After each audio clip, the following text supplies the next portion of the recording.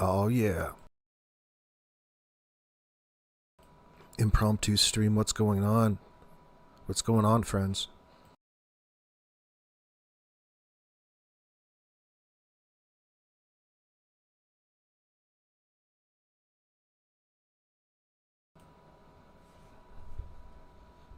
The stream is starting. What's going on, Brandy Lindy? Good to see you. Commence chat. Begin. I demand you say something in my chat. Hello. I don't know why there's so much confusion on the streets. Life should be a lot more clear.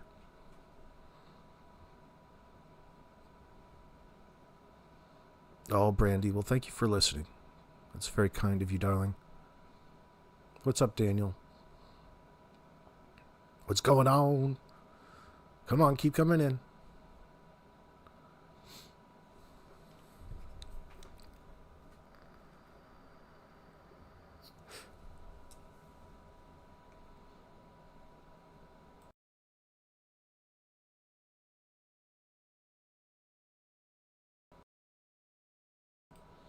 Yo. What's going on, Sky Maiden and Brian? Good to see you, y'all. Susan. Now we're getting some people coming in. Some real G's. Real G's filling up my chat. Oh, I missed y'all. It's been a few days since we're live, but we got a new format to keep the content flowing non-stop in that sense.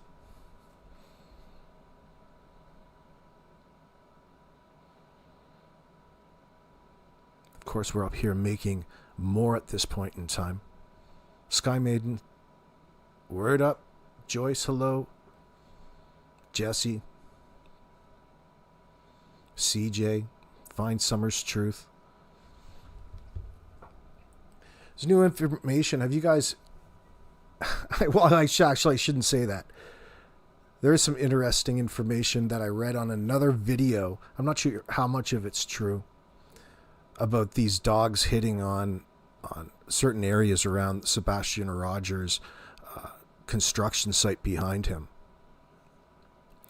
If it's true, it sure is interesting. I'm assuming that means decomp, like decomposition.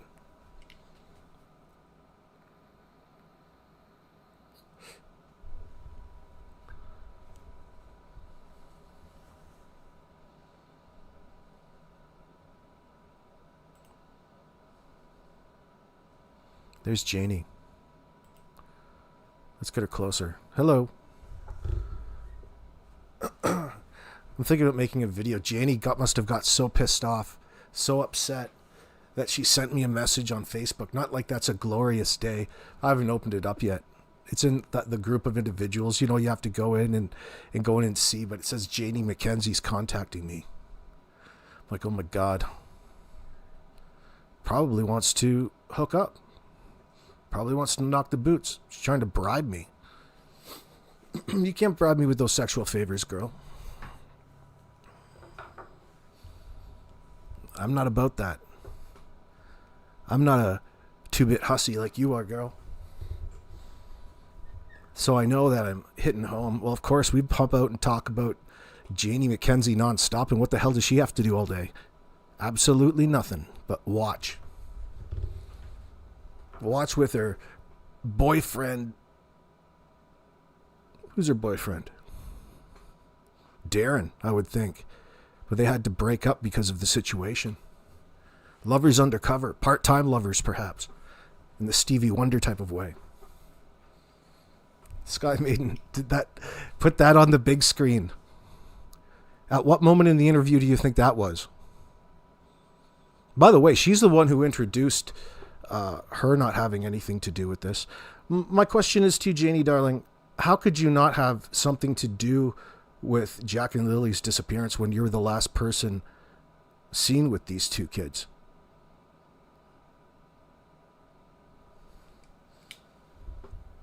Seen or heard in your situation? Man, I can't wait till they dig deeper in this investigation. I can't wait till they get Janie in the crosshairs. She's not about to give anything up in that sense, though. But it would be just fantastic to see in a police interrogation video. I can't wait. Turn the screws on them. You have to have something on them in order to turn the screws. You have to hold something over their heads. You have to know more than they do at this point in time, and that's going to take some time for police to develop. That's just the nature of the beast when you have individuals with, well, who are collabing, we'll call it. We'll use a safe word. What's up, helicopter grandma? You're out in Renfrew County, are you? That's out east. Good fishing out there. I think somebody bought my boat from Renfrew County.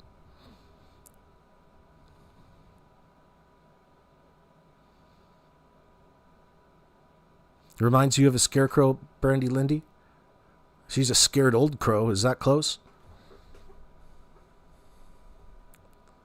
Good to see you, Bonnie Randall. Did I see you come in here? Yeah, hello. Welcome in, darling.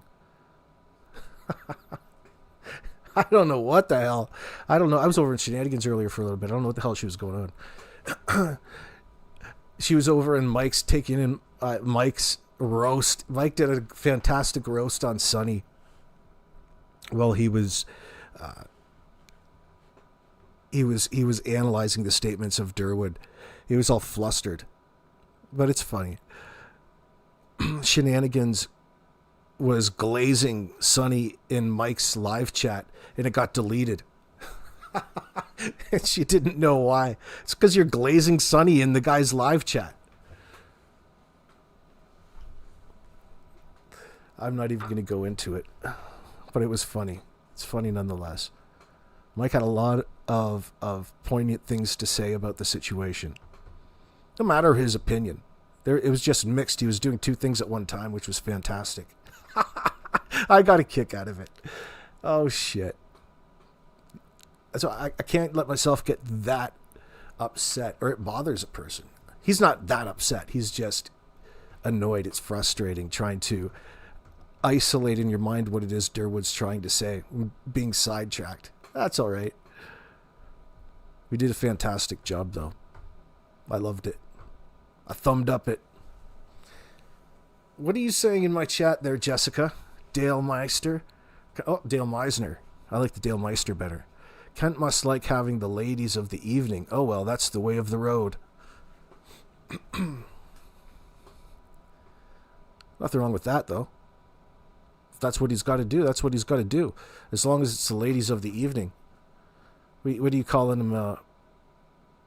Maybe he hangs out at truck stops. Maybe he sells his ass at a truck stop, probably. Probably glory hole action. It's Kent in the glory hole at Nova Scotia truck stop. The Trans-Canada. You think he's a lot lizard? Probably networking a little bit. Someone's talking about him playing soccer the other day. He was playing soccer in his wheelchair soccer. Fantastic. I knew it. I don't know. It's funny the shit people talk about sometimes in the background. What was the other thing I heard? Oh, I threw that Wolfie statement. Somebody in my comment section sent me a link. It filtered it out, so I went and clicked on it anyway, and it was somebody... It was Shenanigans and who was that? Oh, what channel? But they had Wolfie on there with a voice recording. So I took the transcript and I what did I do to it? I broke it down, try to figure out what the hell Wolfie was saying without listening to it. The only thing that I could get from it was Wolfie was talking about there being some sort of Christmas party. I don't even believe this. Like, how you would come to learn any of this information is fucking beyond me. And it sounds more like a manipulation. And then he's just passing all of this on so they can spread rumors that way. But nonetheless, it was something about a Christmas party. And I'm imagining it at the Gettys place. and Danny Martell had Jordan Gettys in like I don't know if it was an ankle lock, but he had his foot and he was twisting it and he was pulling Jordan around on the ground, whatever that means. And Darren was going at Jordan as well. I don't know. It sounds like a big love fest in that sense. I don't give it any credence, but that's what the transcript was telling me from this statement that Wolfie thought was so important. I know you're out there, Wolfie, listening to this. The fuck are you on about, dude? You want to include yourself in all of this like, what is so important about anything that you said? You're either working with them or you're engaged with them on some sort of level for whatever reason.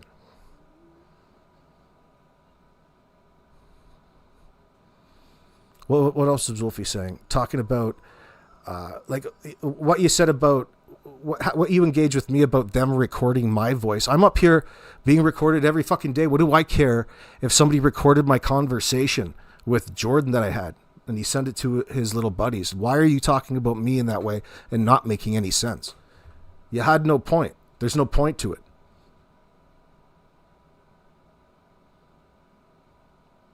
You can't insist that I get upset about any particular thing because he didn't do anything. I'm the one who called him. So you've either been hit in the head too hard by your girlfriend or you're working with these guys at some level. Either way, you're being used by them. And there's no information out there, Wolfie, that you have that nobody else doesn't already have before a person like you. You think that you're getting all of this valuable information because you're interacting with individuals that you shouldn't otherwise be able to trust. That'll keep you busy, though. Not about the glazing of fucking others, but one thing. I'm about calling out the bullshit. I'm about calling out the lies. You can talk about this every single fucking day because there's so many lies in this. And it shouldn't confuse you. It should be a mark of clarity. When there's individuals lying in a situation like this, there's a reason for it. And it's either they're responsible or they're directly involved. The questions in this circumstance is that there's more than one individual, more than two individuals, there's more than three individuals. And there's different points. There's the incident, whatever happened to Jack and Lily, and then there's the cover-up and continued cover-up and conspiracy of it. And the continued obstruction, making all kinds of individuals like Derwood a probable accessory. It doesn't matter. Well, this individual shouldn't confuse you in that sense. If you're confused, you're listening to him too much. He's responsible for the majority of the conversation because of how he engaged with Sonny, Dolly, even Justin early on. And it was on purpose to mislead the public. That shouldn't confuse anybody. It shouldn't be confusing as to why.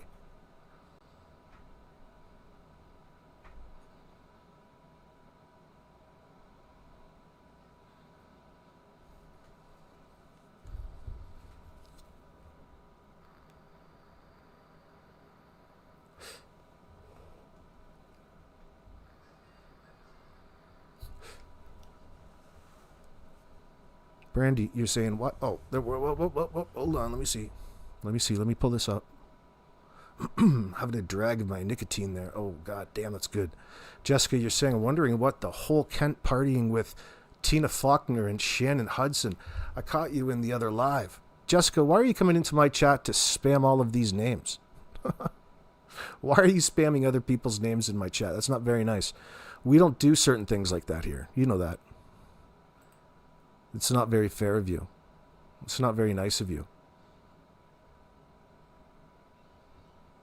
Yeah, Kent's a huge fucking douchebag. But there is a line. There's a line. There's no need to drag innocent people, doxing their names and associating them with Kent. That's nasty business. Shame on you. G'day, Marky. Oh, that's Marky 66? Or 0555. I can't see from this far. I better get my prescription checked.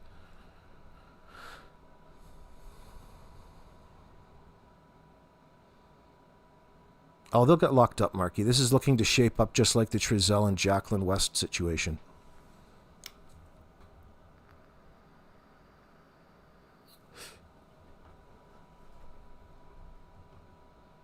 Meaning that the detectives and the investigators in charge have to go about gathering their information in the exact same way.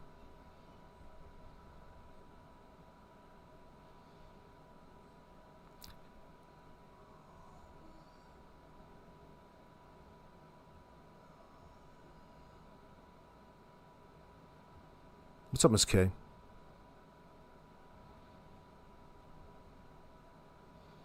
Do you remember this? Hold on, let me switch this up.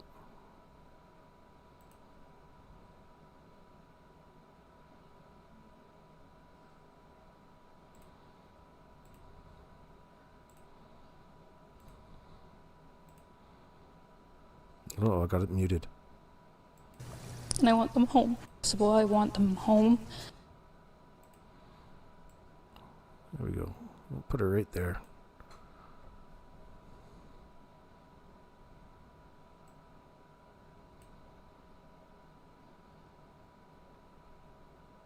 Malaya, why are you lying?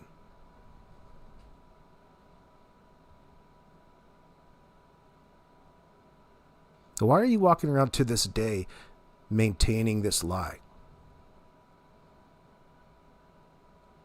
Suggested the other day that people want to think and they'd like to believe certain things, but the reality of the situation is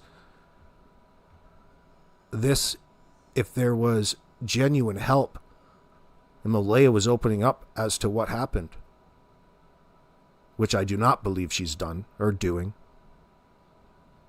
this scenario would be past and we'd have known by now what happened. I'm talk about avoiding. Malaya's doing an awful lot of avoiding in that sense.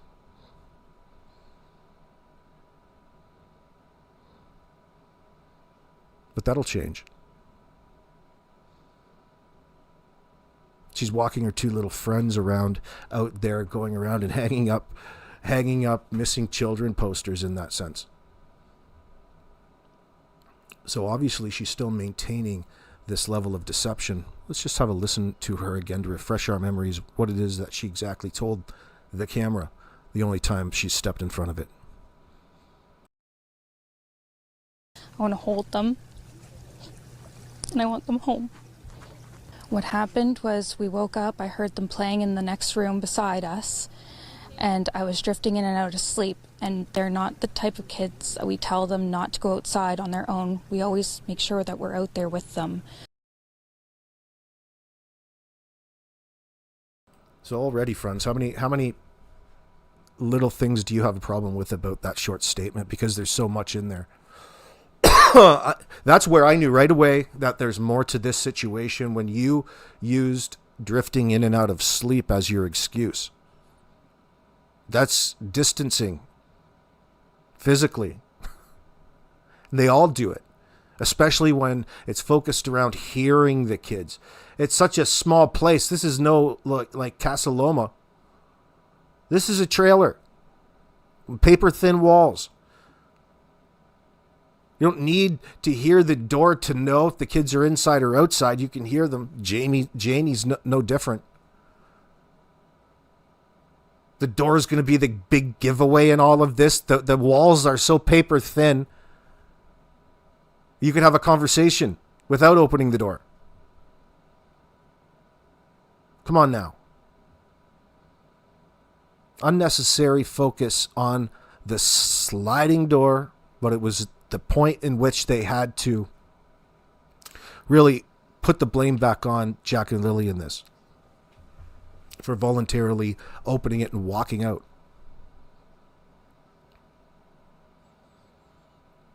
Probably had to, because it's better than telling you what really happened. The reality is, none of us can verify that they were even there on Friday morning. Technically, we can't verify that they made it home at that 3:37 onward.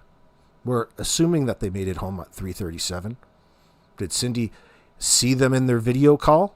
I don't think so. The cops probably would have said it or phrased it in a different manner. I doubt it. There's no mention of it. There was a question and a mention of it from a person who's lying, being Malaya.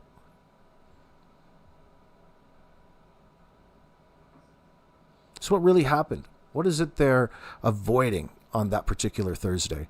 How did the conversation with Cindy go? Did Danny overhear something? What was the conversations with Cindy leading up to that point, I wonder? Irish, Malaya may have gone... Hold on there. Thank you very much, Michelle. I certainly appreciate that, darling. That super sticker went right to my heart. Malaya may have gone to bed and left the kids outside. Whatever happened to Daniel would blame her. And she would be terrified. This is also a lock on there is also a lock on the master bedroom door. What does that matter? I don't know. Irish girl, Malaya may have gone to bed and left the kids outside.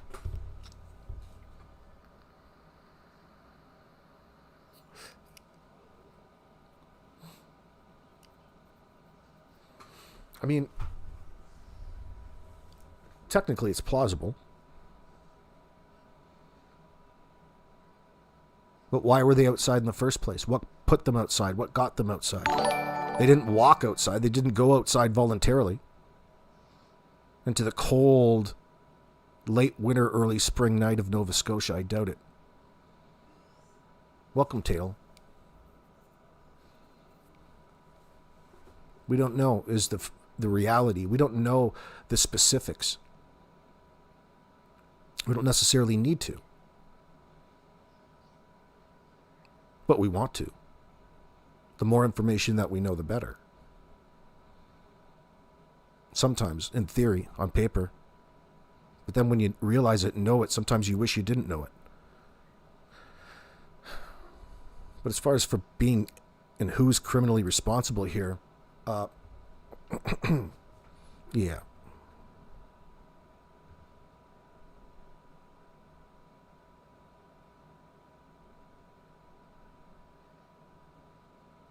Marky, like you said before, AB, they will go in one day for questioning and not come back out. They must know that's on the way, and they must be shifting their britches, not knowing when. Yeah, it's part of the game from their perspective. They've been trying to get early updates. They're probably a lot more confident now.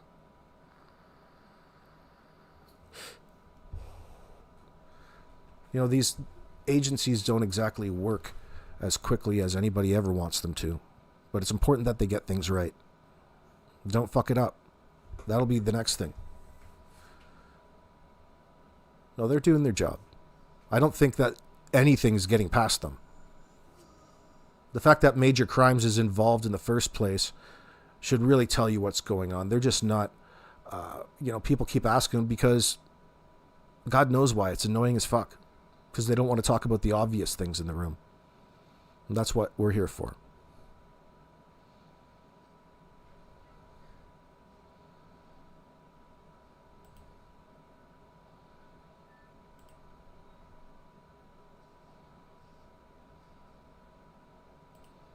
I want them home.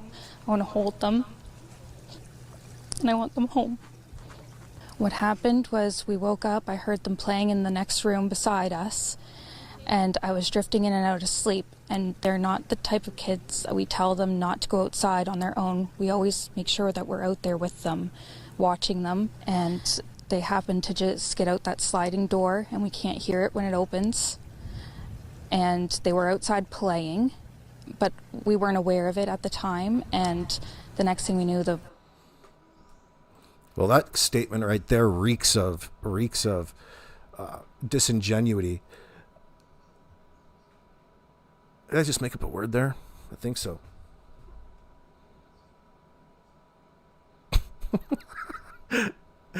Think about what she said there for a second. Who put you up to this script? Who got in your ear and decided for you that this was what it was that you were going to say? There's this we.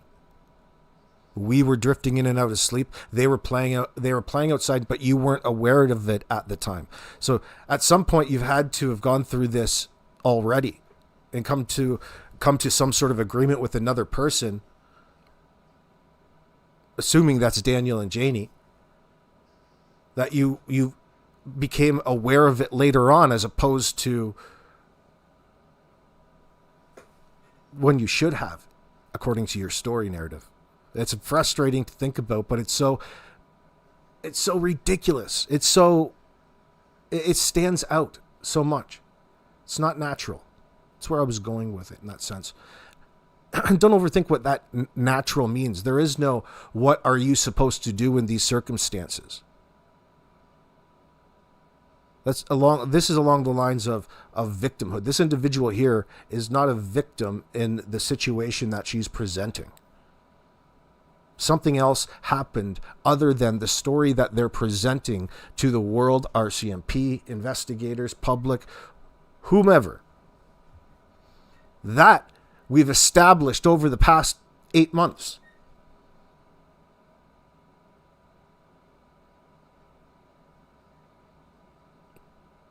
RCMP knew that right away.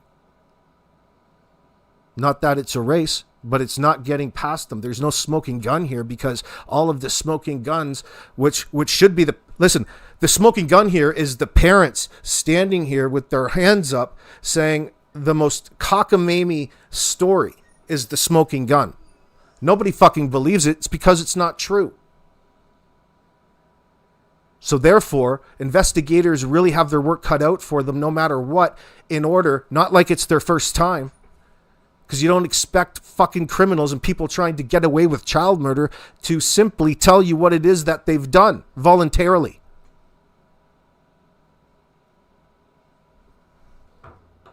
But we're going to get there. You shouldn't be frustrated, but using and focusing on the future and what is going to happen. And what the possibilities are, what the charges they're going to face in spite of whatever gory details there are at specific incidents. We know this much based off what it is that we know, and then what we think our CMP probably knows. You can get a pretty good situational awareness.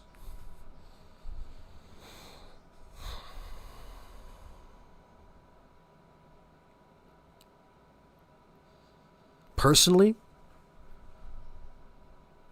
I can't wait till the interviews come out. I can't wait until the body cam videos come out. But the same things are going to happen then. And the same things, if you let them, are going to frustrate you then as they're going to frustrate you now. There's going to be a new excuse. There's going to be new lies. There's going to be some new creator trying to glaze the fucking suspects online like they do. Don't let it bother you any. This is the things that you've got to force yourself through. Don't try not to hold it against too many people. Recognize what the app, what YouTube, what being able to communicate like this enables people from all perspectives to do.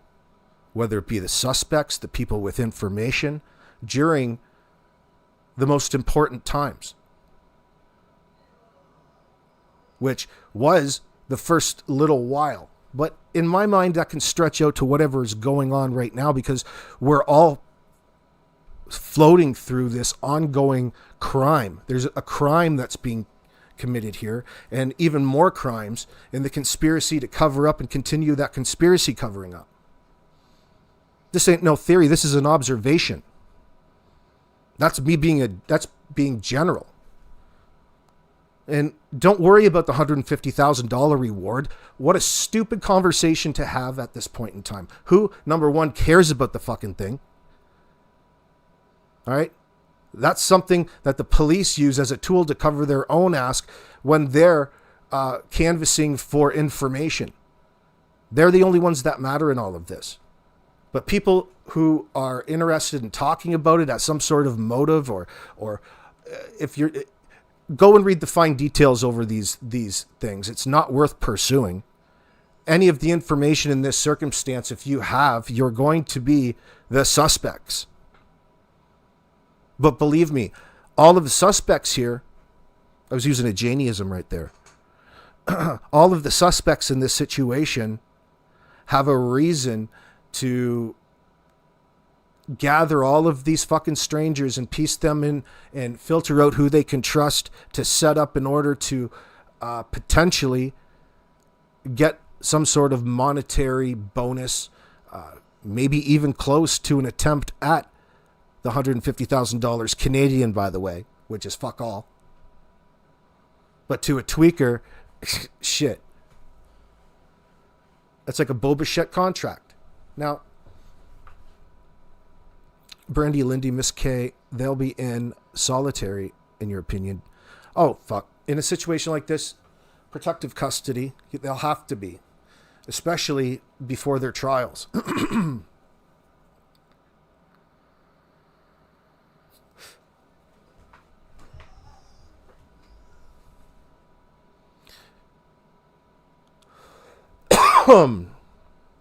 Do I think that she's ever going to tell the truth? I don't think that the truth, which should only come from these individuals, they're the individuals with all of it.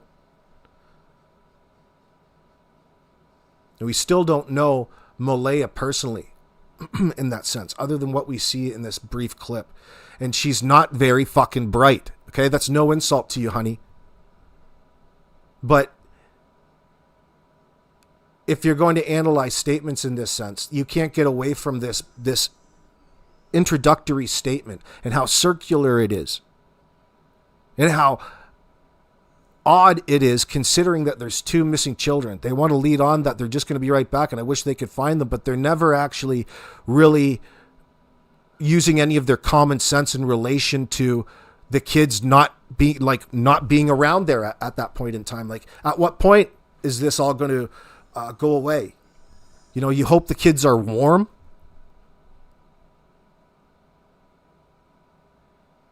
But I mean, I don't expect people there to be holding her. You don't need to yell at her and be mad and upset and chase her away in that sense. I'm just emoting for the sake of an audience in this sense. But there's something fundamentally wrong about the statement that's come out, and it's emotionally unavailable in that, especially maybe it's just her that it's coming from in the sense. It feels without any real concern. There's no real tangible scenario that you're sharing with the public that tangible with Jack and Lily in that sense. There's a distancing that she's trying to get across to us from not actually physically interacting with their kids on a day that she called them in sick for school at 6:15. But she doesn't want, and she's fucking around and playing she can't remember anything leading up to them.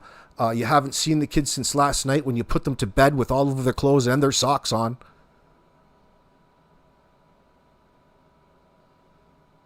You want to paint this big elaborate picture, but you don't actually want to linguistically commit to come out and say that, yeah, Jack and Lily put their boots on, walked out the door, and we haven't seen them again. And it must have happened like this. No, you don't even want to get like that. It has all of these over-explained stories, which are red flags. You're not telling us the truth. You're telling us what you want us to believe. But there's nothing truthful about these statements. You didn't even interact with your kids on the Friday. How would you know that they were sick?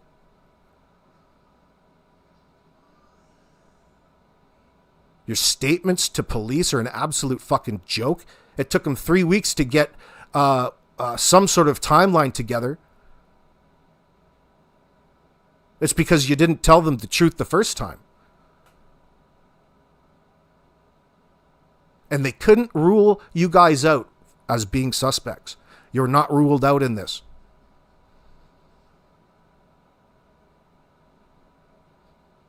From the standpoint of a polygraph examination and that little protocol in order to establish their own baseline on you. If it's necessary, you don't have to be a Rhodes Scholar here to recognize the level of deception on a continuous basis. Staying as hopeful as possible. I want them home. I want to hold them. Hopeful, and hope is all Daniel has at this point.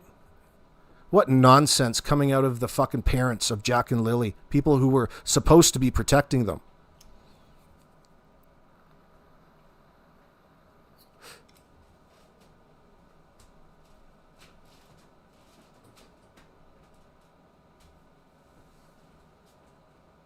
What did she expect she was going to get? Why would she try to ice out Cody and that side of the family? Why? Because you thought Danny was such a better father figure? It's mind-boggling. Very poorly thought through in that sense. You think that you're just going to ice out Cody to the point where he loses interest in the kids. He's not going to be able to visit or see him because you've iced them out that way. That doesn't make any sense. Now the kids don't have a father. Now what are you going to do there, honey baby?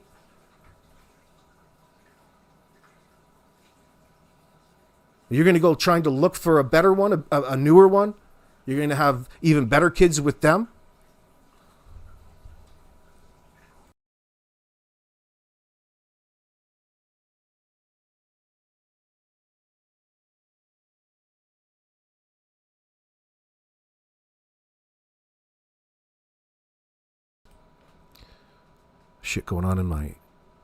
Shit's going on in my kitchen right now. Derek, thank you very much for that $10, bro. I appreciate that super sticker. That's a really funny one, too. The real Norbeaster word to the streets, pain and sorrow is associated with loss, remorse, regret, or guilt. True. Is that what she's really actually feeling, though, or she's presenting what she thinks she has to say? Just a question in passing. Always felt odd, especially when it wasn't even long after they went missing. Right. And she's soon going to be the hell out of Dodge. She knows at this point the kids aren't coming back. This story is obviously rehearsed. She's talked about it. What she was going to say in front of this camera with Janie and Daniel is probably imprinted on her by Janie. The question is, from a lot of people, at what point in this juncture does that fat, stupid-looking Darren Gettys fit into this? Right around this time, I wonder? Of course, I'm not expecting the truther to have anybody answer that for me. It was a question to put out to the YouTube gods. And I want them home. What happened was we woke up, I heard them playing in the next room beside us, and I was drifting in and out of sleep. And they're not the type of kids that we tell them not to go outside on their own. We always make sure that we're out there with them, watching them. And they happen to just get out that sliding door, and we can't hear it when it opens. And they were outside playing, but we weren't aware of it at the time. And the next thing we knew, it was quiet. And we get up and I tell him, my partner, Daniel, I tell him, do you hear the kids? And he says, no. And we get up instantly. We're looking outside. We're looking everywhere, yelling for them. And I instantly just call 911. I just had the instinct.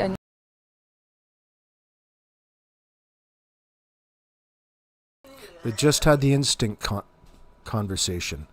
Shannon, I don't know why that's not coming up as a thank you on my screen, but thank you very much for the 20 Australian super sticker. That's fantastic. I love that Australian money. Let me check that for a second. I don't know why it's not.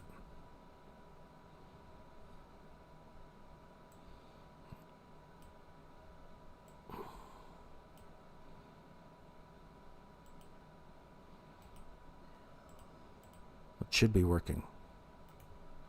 Let me see. There's no reset on it.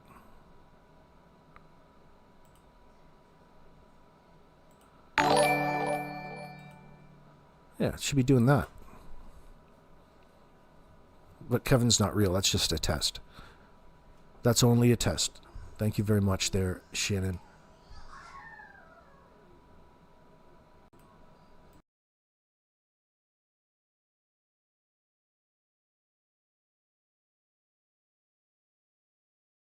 Through videos of what the searchers went through.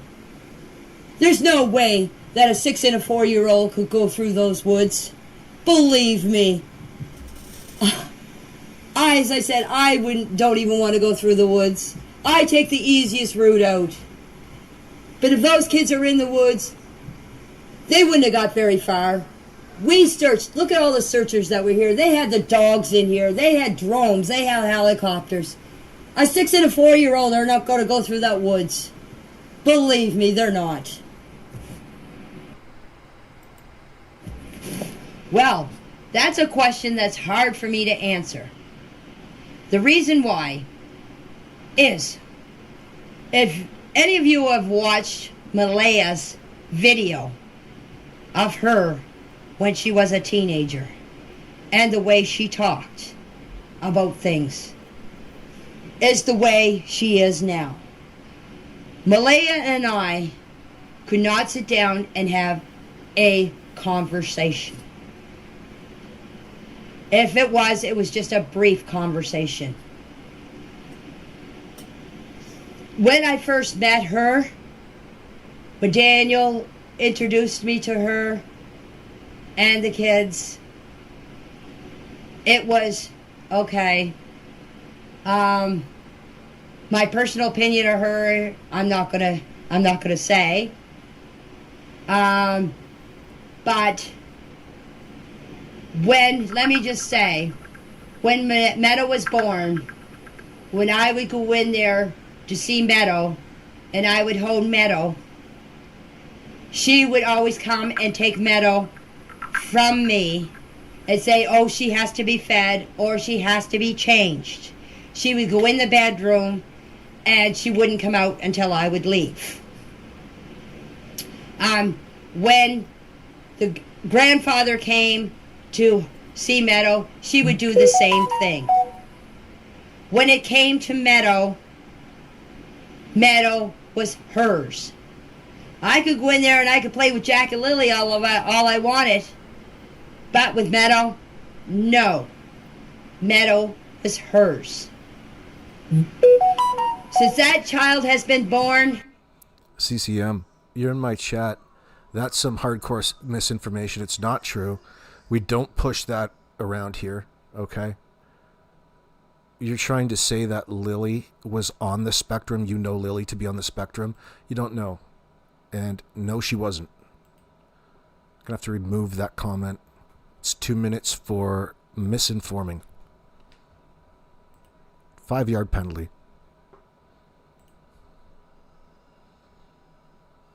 Home. I want to hold them.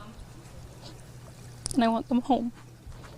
What happened was we woke up, I heard them playing in the next room beside us, and I was drifting in and out of sleep. And they're not the type of kids that we tell them not to go outside on their own. We always make sure that we're out there with them, watching them. And they happen to just get out that sliding door, and we can't hear it when it opens. And they were outside playing, but we weren't aware of it at the time. And the next thing we knew, it was quiet. And we get up and I tell him, my partner, Daniel, I tell him, do you hear the kids? And he says, no. And we get up instantly. We're looking outside. We're looking everywhere, yelling for them. And I instantly just call 911. I just had the instinct I needed to call. They're both really go-lucky children. They're so sweet. They talk to anyone. They'll talk your ear off.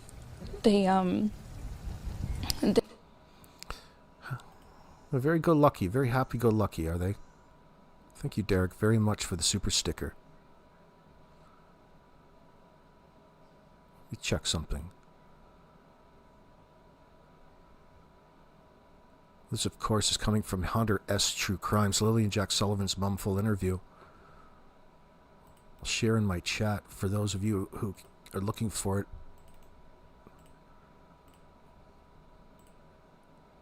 They will speak to anyone in a store. Everyone. They're just extremely sweet kids. I appreciate the huge search effort. Autistic kids don't talk people's ears off. They're not engaging. They don't look at cameras and pose and smile and conceptualize playtime. Okay? Lily or Jack were not on the spectrum, and especially as young as they were, even though they would have been in the system, should that have been pursued, that would be an official diagnosis, which would be important in identifying them as being on the spectrum. Not just rumor, not just feeling. She doesn't know fucking what's up from down.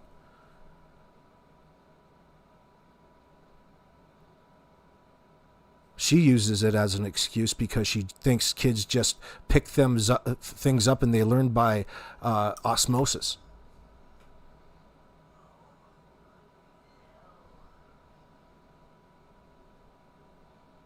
Yeah, she's already been very inconsistent up to this point, especially from her 911 call to what it is that she's speaking about in front of the CTV. And there's an 8 o'clock a.m. significant time frame there because that's what was referred to in the dispatch audio. The way that they talk about it is that it just happened, like 20 minutes, 25 minutes before her call, which was instinctual in that sense. She doesn't even know what instinctual means.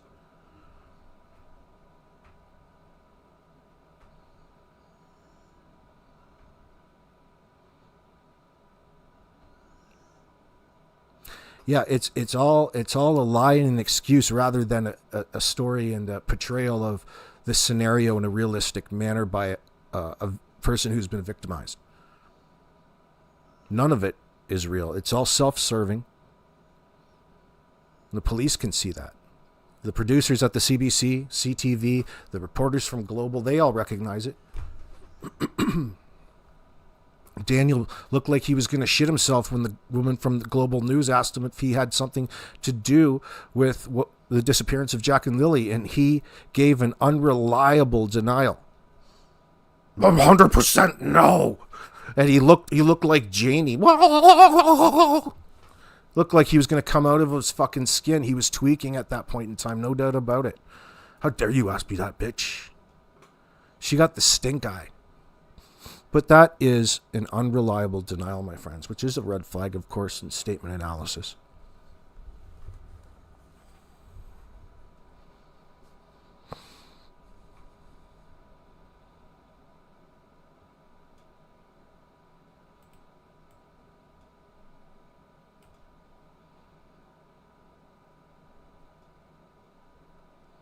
Oh, Helicopter Grandma, thank you very much, darling. I appreciate the super stickers, y'all. You're very, very generous tonight. Without you, there would be no us. Going on right now. But we've been pushing for an Amber Alert, which hasn't been issued.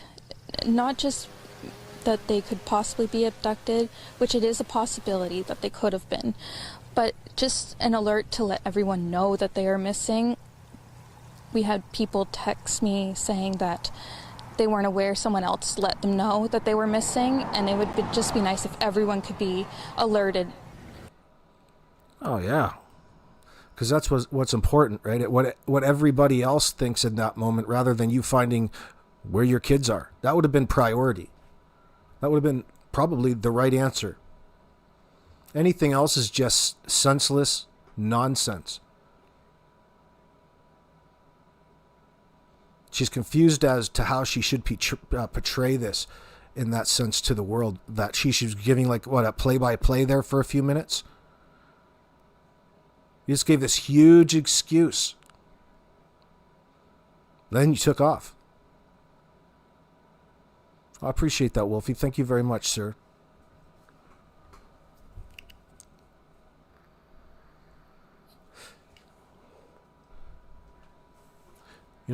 She's struggling for the things to say. You don't necessarily have to hold it against a person for not being good at public speaking, but this is far beyond that. Like she's going across the line.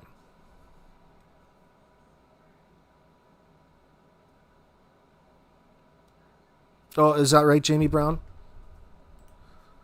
Is that right? Get the fuck out of here.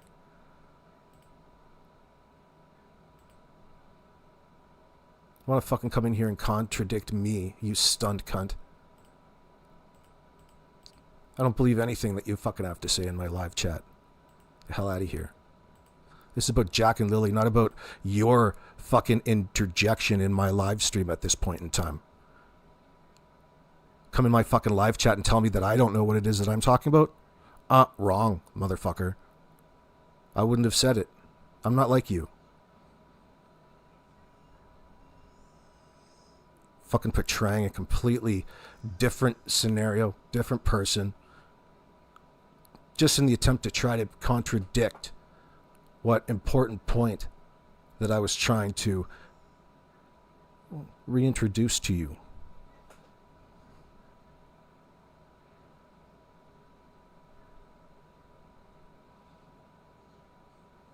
Oh no, it's not trolls.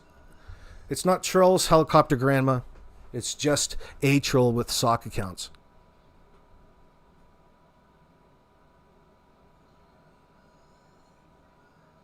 Oh yeah, my daughter's got mild autism. Yeah, what exactly is mild autism, fuckface? You love all of these labels? You're so fucking stupid. You either have autism or you don't. You're either on the spectrum or you're not.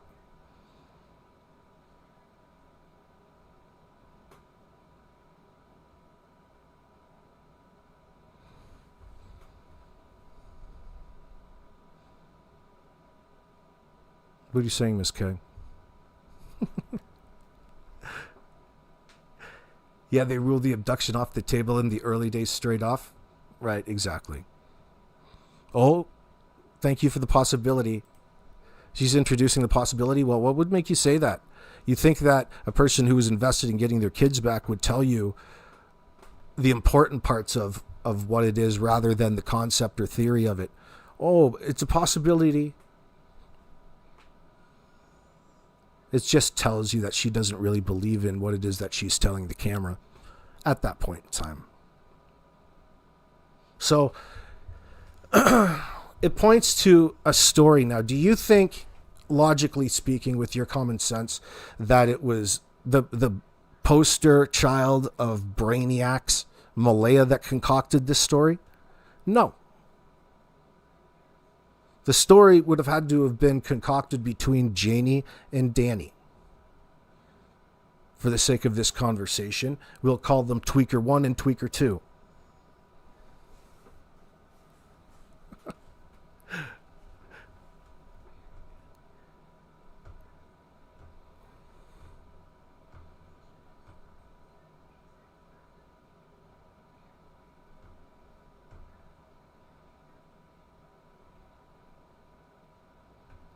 Those poor babies.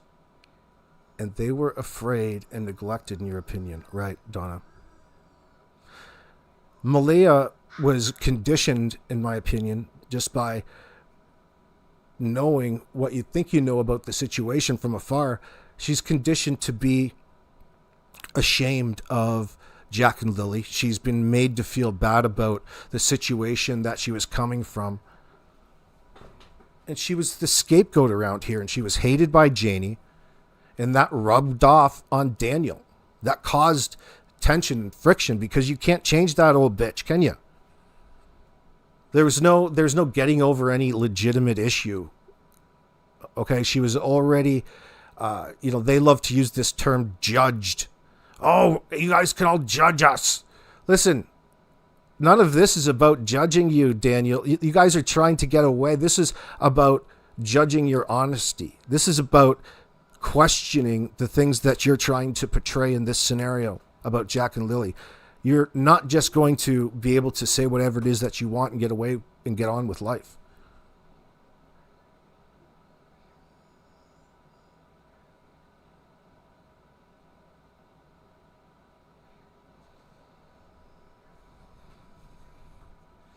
right? Not nature walks. Nobody's forgetting that there's reported situations with the school. That's where this abuse, this want to blame the, because it goes hand in hand. Severe neglect goes hand in hand and looks the same when children are of that younger age, between 2, 3, 4, 5, 6.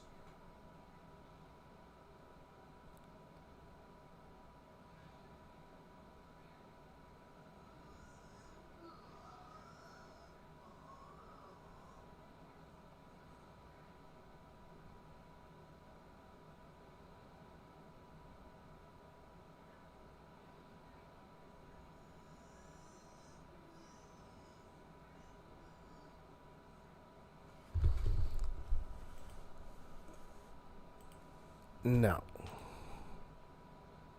Don't even. First of all, we don't believe a fucking thing Malaya Brooks Murray has to say. Let alone come back in my chat and try to tell my chat that Malaya Brooks Murray is portraying her kids as autistic in the sense, and it go over in my chat. Get the fuck out. Next time you see things like that, people with a wrench, feel free to give them a 24-hour or complete lifetime ban from this particular channel. We thought maybe that we found tracks, but it's still uncertain. It's been raining and they're probably soaking wet, but with the sun today, I'm hopeful that they are feeling Zero warm. chance. We're all filled with pain and sorrow because we just want them found. We want them home. Everyone loves them. They are definitely verbal, and they do have possible autism, but it's not extreme autism. It's just they have It's the good kind of autism. issues with school, and they don't catch up with the other kids. I just want to remain. We know that to be a lie at this point, looking back on it after all of this time. Isn't that right, chat? If it's not right, people listening in the future, leave your comments down below about that. You know what I'm talking about. A little bit more came out about what the conversation was about between Children's Aid and the call from the school and the concerns of this school that were brought up. And here is where she's making those two things tangible in that sense.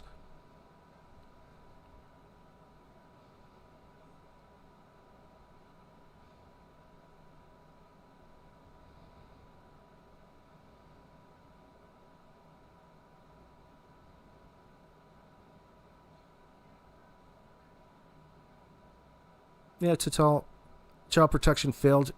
Yeah, in theory, but that's not where things end. It happens all the time. Why? Because people can lie. People lie about their abusive and neglectful behavior. We don't live in a society that we go in and intrude on people's families.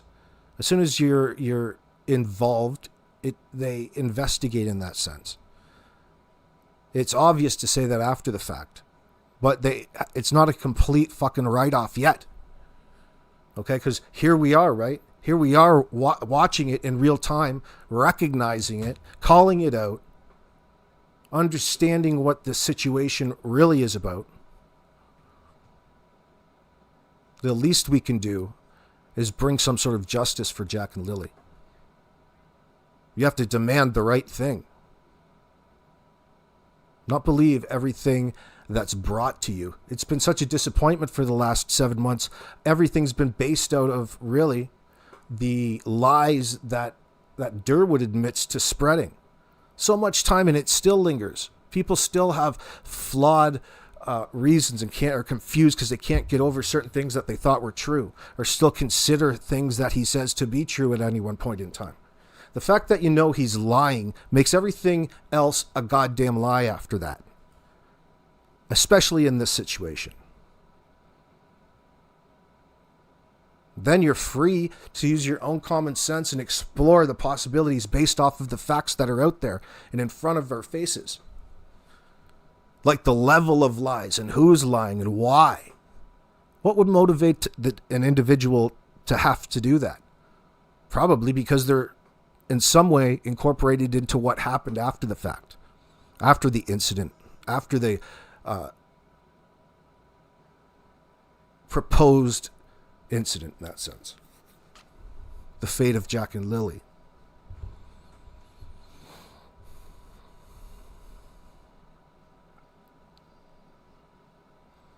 So why is it again that people like to think that it happened between the hours of 10 and midnight is probably the most common time frame where they suspect something happened to Jack and Lily at this point in time. It's worth mentioning. It's January 14th, 2025, Darren.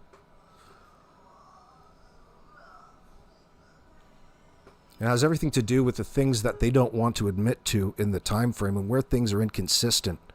And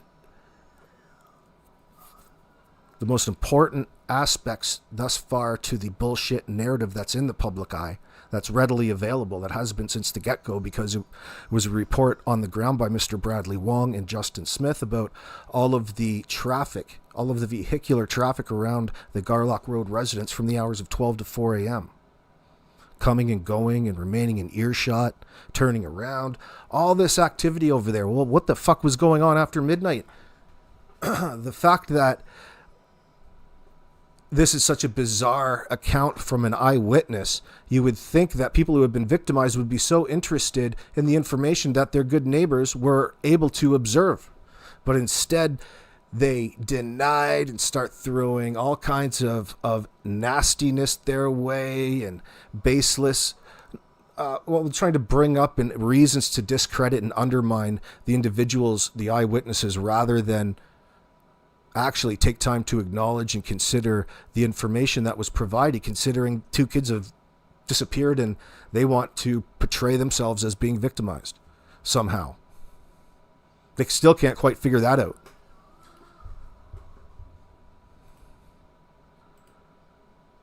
You're supposed to believe them because they asked you to.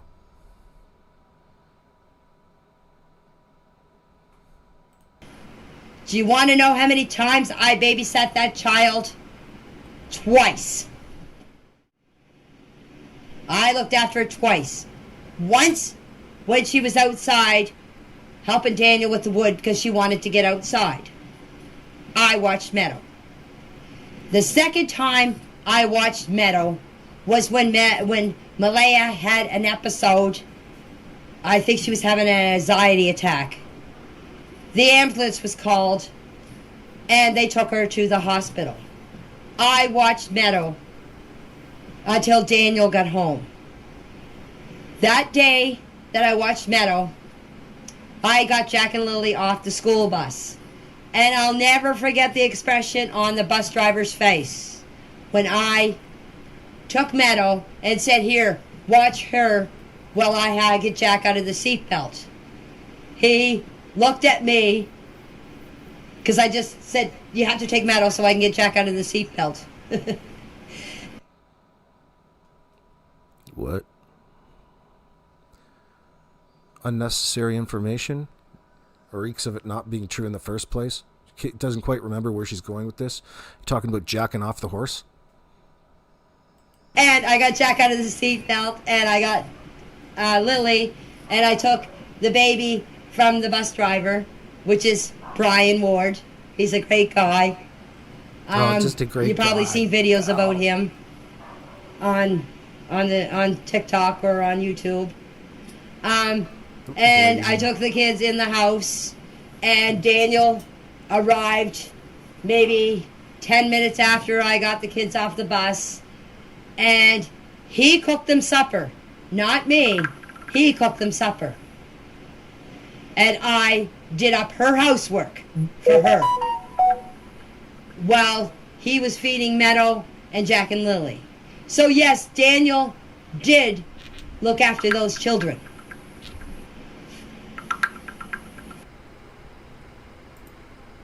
I have not tried contacting the chief. The reason why I would have not contacted the chief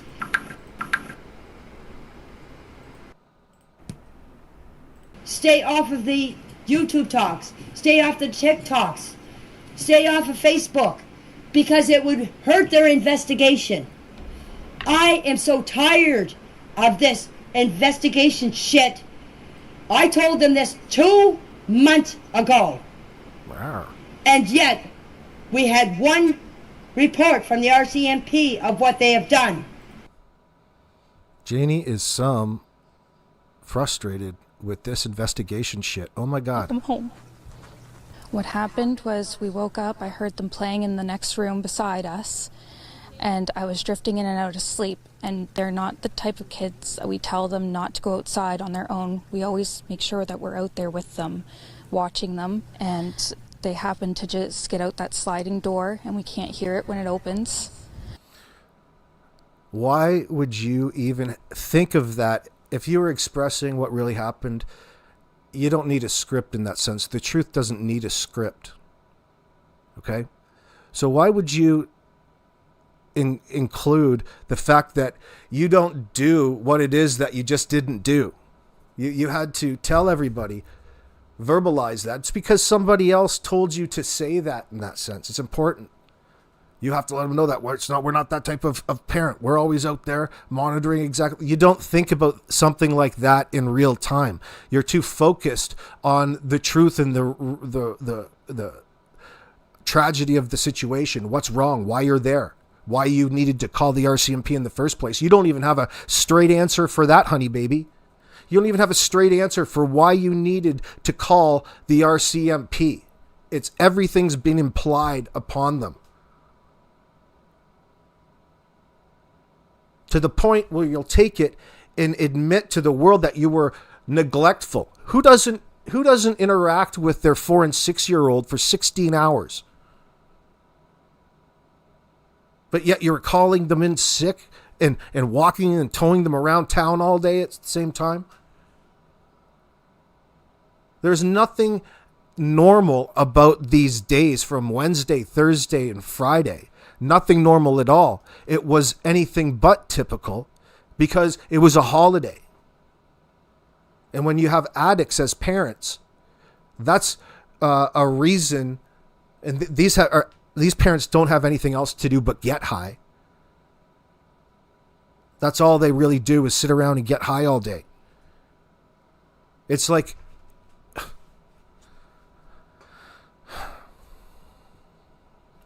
it was sad. That's how things ended up in this relationship. And they're not even truly loving one another in that sense. They don't genuinely click. They're moments away from Malaya banning his ass for good off of all social media and out of his life. Just like she was in December, just like she's probably been several times between the December and May 1st. Their financial woes were continuing to spiral out of control. All of this pressure coming in from the Canada Revenue Agency, pressure from family.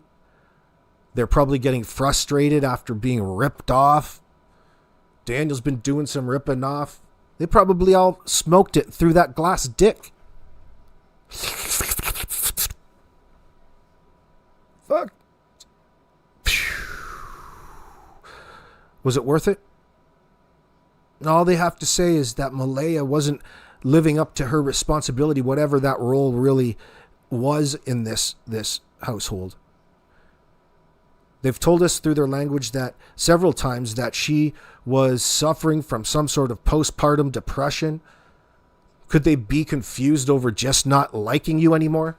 Could they be confused over the fact that you're angry and they're just not vibing? Why does it have to be postpartum depression and all of these fake labels that you want everybody else to believe is applicable in this situation?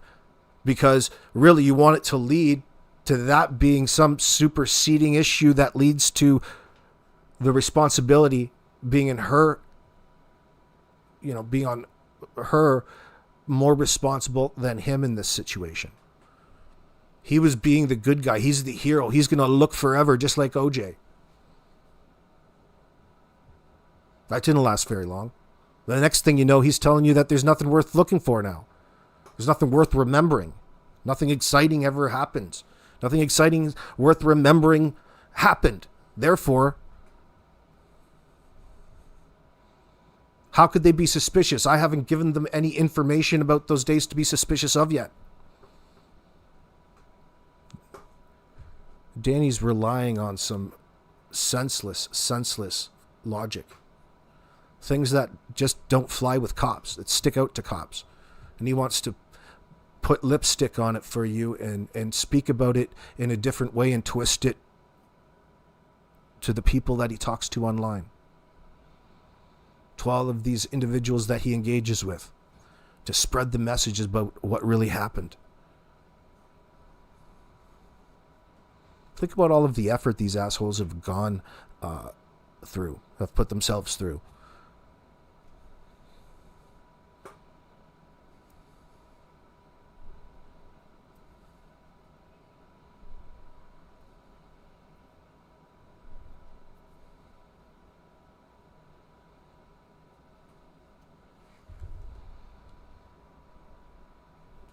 Shan says, in your opinion, a real mother protects her kids and gets her kids out of this abusive situation.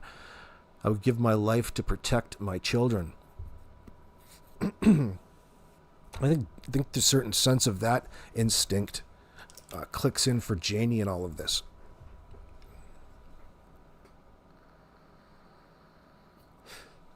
And it's that way because she knows what happened. How could you not know what happened? How could you not know what happened? She's out there in the RV, just minding her business, playing games on her phone, and smoking, coughing, carrying on, yelling at the dog, looking at that wood board she keeps over her window. Yeah, sweetie, she knows.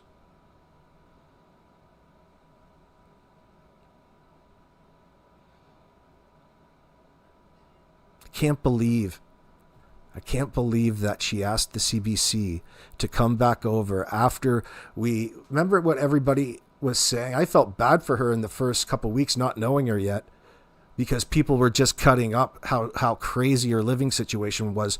And I was trying to hold back the hordes. And I'm finally like, well, if I can't beat them, I may as well join them. And it is a shithole. Whoever has put you... Whoever... and whatever has convinced you that that was a good idea lied.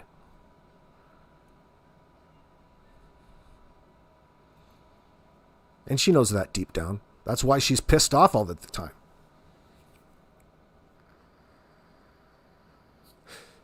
The problem with her blood pressure. Well, the problem then is you're living in that RV. If you didn't live in that RV, your blood pressure would be fine.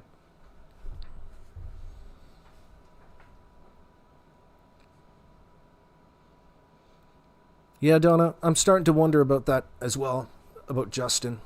Why was Justin crying so hard that day, I wonder? Everybody's talking about Justin crying out on that four-wheeler. Whoa, why are you guys crying so fucking hard? What's happened that you're crying so hard? You're panicking? You're a bunch of men. You're walking around crying? Remember what Logan said about her dad? Oh, my dad, Ron, cried like a bitch for hours when I told him. Well, I'm sure he did. What the fuck's everybody standing around crying for? What are you crying for? Oh, let me cry. Listen, Janie wants to say, she comes back in that CBC interview after the back and forth and the question's already been out there, and she has to come out and say, oh, here's the reason why I was crying. And it was because if I was awake and up, none of this would have happened. Again, what is this, Janie? What is this and that and the thing that you guys keep referring to that you really avoid? You avoid it.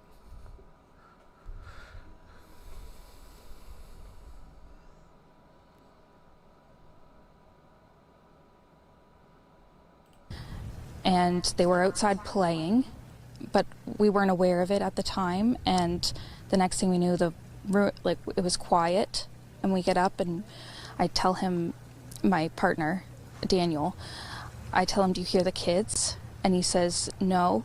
And we get up instantly. We're looking outside. We're looking everywhere, yelling for them. And I instantly just call 911. I just had the instinct I needed to call. They're both really go-lucky children. They're so sweet. They talk to anyone. They'll talk your ear off. They will speak to anyone in a store. Everyone. They're just extremely sweet kids. I appreciate the huge search effort going on right now. But we've been pushing for an Amber Alert, which hasn't been issued. Not just that they could possibly be abducted, which it is a possibility that they could have been, but just... You know how ridiculous that is, Brandy? That makes me laugh. Logan blamed Malaya Brooks' family for not crying. Yeah, remember that move? What a sleazeball you are. Uncle Ron was crying too, allegedly. Oh, because Uncle Ron is just so much better than anybody in Malaya's family. They all come out and say shit like that. Like, what sort of individuals are you? Like, what is it you're fucking hiding when the first thing that you say, your first impression, is shit talking somebody else and trying to prop yourself up? You're glazing yourself. The strongest swimmers are usually the ones that drown it, right?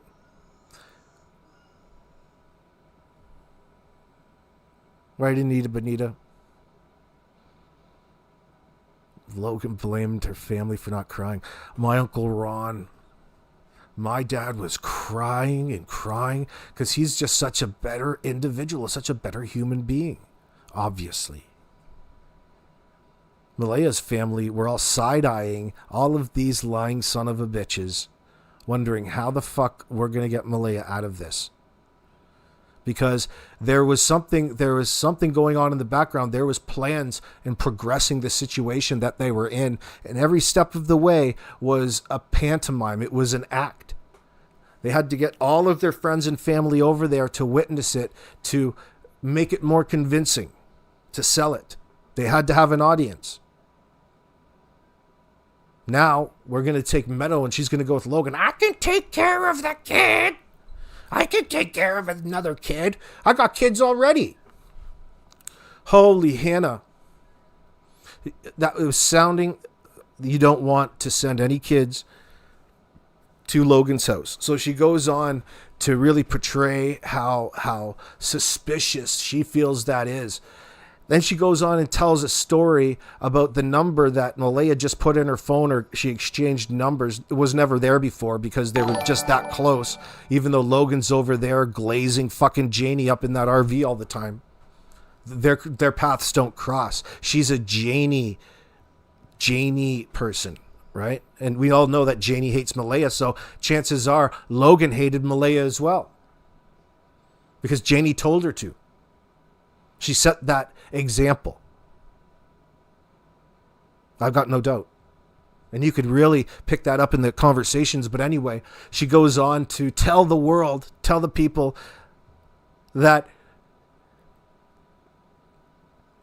she calls Malaya with the number and proceeds to prank her several times in *69, and then tell the world how technologically clever she is in these situations, and wanting it to present it as though it was Malaya that had something to hide, without really not being it. But the real problem with that is it shows you the type of individual that Logan is.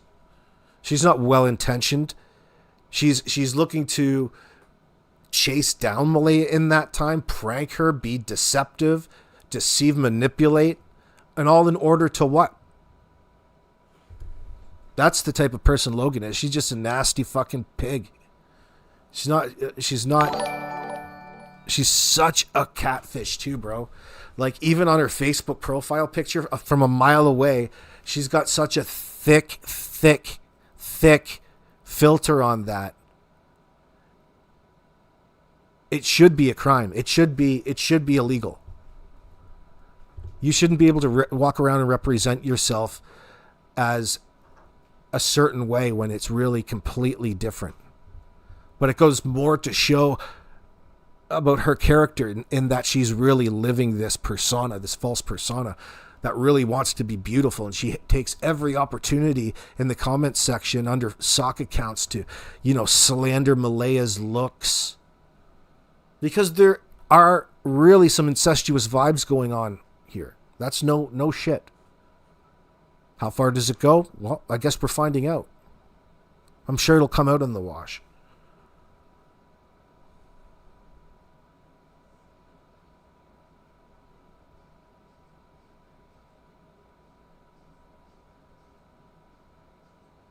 Logan is the meme of don't use filters. Well, considering she looks like a 70-year-old grandma from like 1952 with her hair up and these bony tweaker-like chin bones with all of these shadows that makes her look like she needs a shave. Holy Hannah. Like, I mean, there is somebody for everybody out there. And God knows that beauty fades anyway. But it's the fact that you're going around trying to really convince other people or fool them into thinking that you're something that you're really not. That's the problem. It's not about being ugly or being beautiful. It's about loving yourself. Being satisfied and content with the type of person that you are. And always strive for just a little better.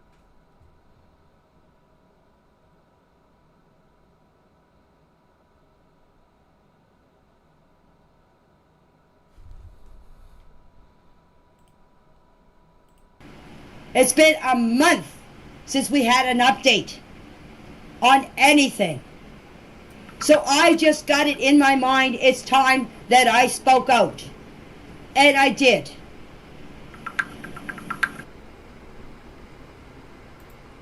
No, I'm sorry. I don't have any pictures of Jack and Lily to share with you. I'm sorry. I don't really have any pictures of my other two grandchildren. And because I got to see them, the only pictures that I even have of that I get pictures of is my other two grandchildren. I don't have any pictures of Jack and Lily. No, I'm sorry. I got to see them every day. Every day. So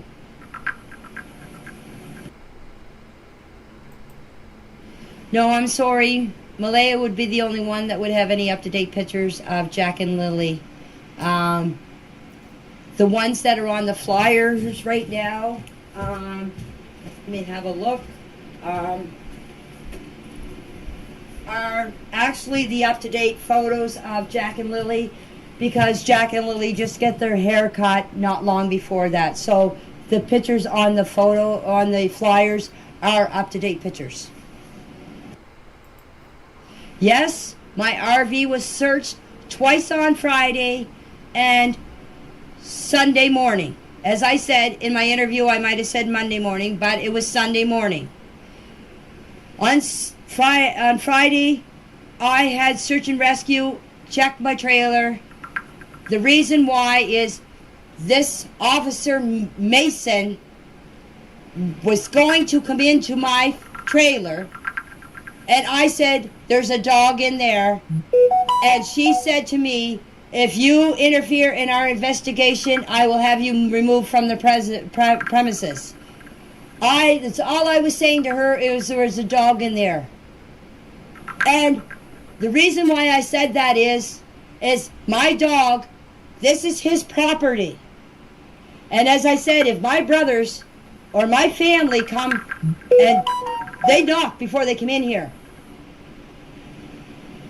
My dog is not a vicious dog, but it is his property. He knows people that come here.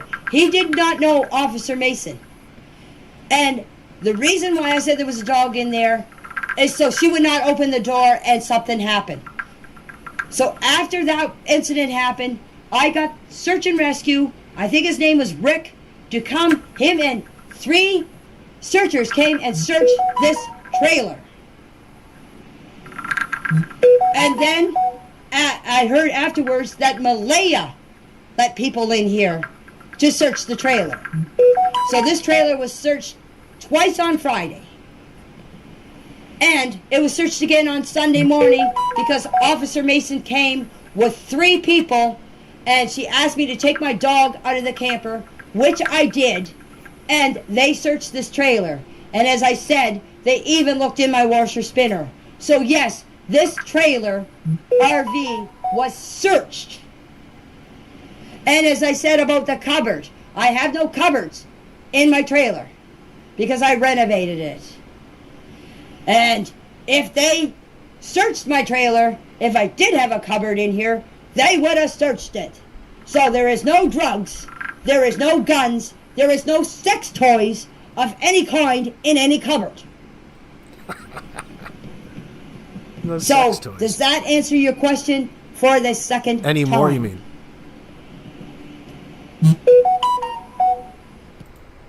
Here, be nice in the chat, or I end this conversation right now.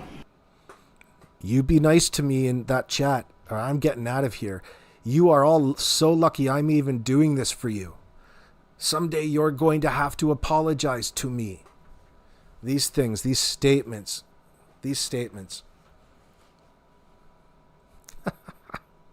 Sex toys. She almost has a sense of humor. Oh, Jesus, Janie. But what does that really say? It says that she's a little bit more observant, and she's showing a sensitivity to comments from random people in groups on Facebook, probably, and in comment sections. If what it is that randos were saying, and that shouldn't matter at all, you wouldn't have to contact me in the background, Janie. I'm not opening a line of communication. This old bat is guilty of at least, and she's guilty of contributing to all of the fucking detrimental factors in this that brought whatever fate to Jack and Lily. And she's guilty, and I do hold it against her, and I'm just doing what a normal everyday citizen should do and call it out.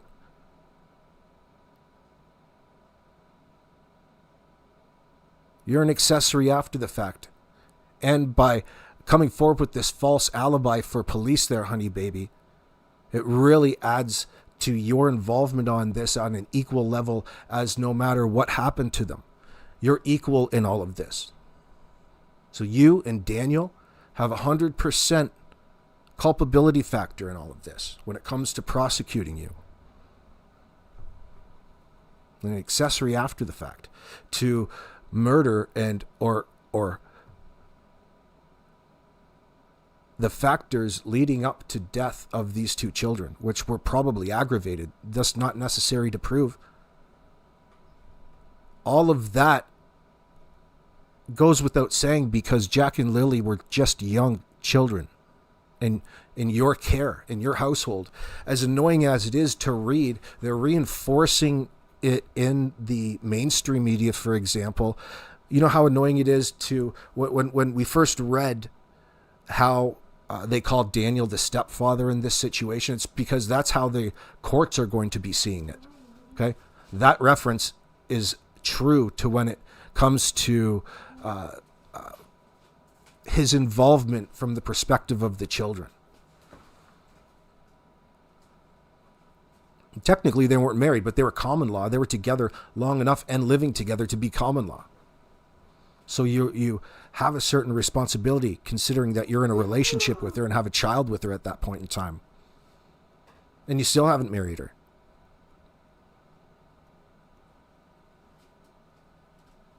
What was your intentions with Malaya in the first place, I wonder? She probably got pregnant in the bathtub on the toilet seat or something.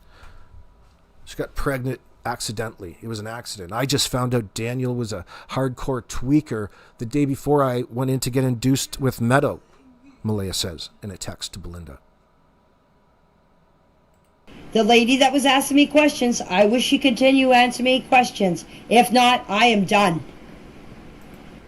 When she is done asking me questions, you guys can comment all you want. I have nothing to hide. I lost everything in my life.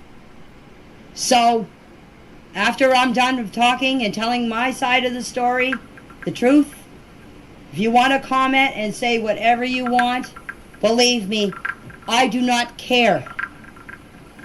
Oh, here we go with that shit again. That's typical with Janie you come to see. She tells you all the things not to do. Obviously, you don't want people to do it because it bothers you. And then you go on to tell them how it doesn't bother you. Well, you just admitted that it bothers you. All of these things bother you, to the things that you came up with that previous statement because something stood out to you from what somebody was saying out there. You want all of these online accusations to stop. I think you're asking a bit much, and why is that even important in all of this? That's priority to whatever happened to Jack and Lily. You never actually want to talk about Jack and Lily or what really happened to them. Not at all. A person who doesn't have to worry about what the truth is and is actually actively seeking the truth adamantly would act a whole lot different than you three.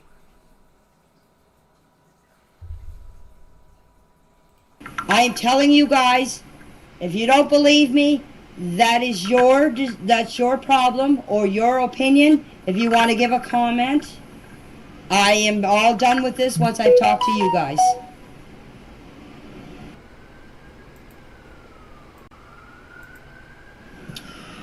No, I thought everything was going well with Daniel and Malaya. Yeah. I have never seen them fight. I've never really seen them arguing. When I was in there, I'm not. Isn't that just a statement thus far? Like, how much more do you think you could take from Janie just plain up lying to you? It's almost comedic at this point.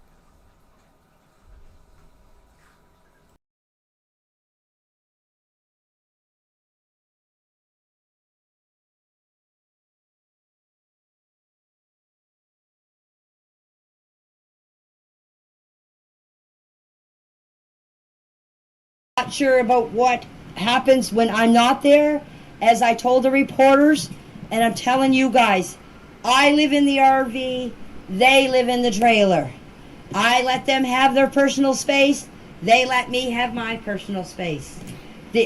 That's what you say about people who make a lot of noise. Hey, I didn't hear nothing. Hey, your business. It sounds like a prison system.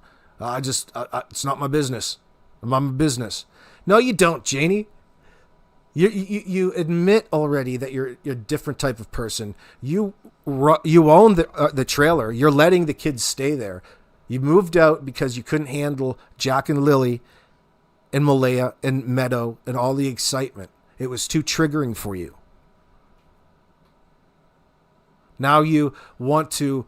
This tells you how close you are. There has to be something so important that she's just straight up denying any problems between Danny Boy and Malaya in that sense.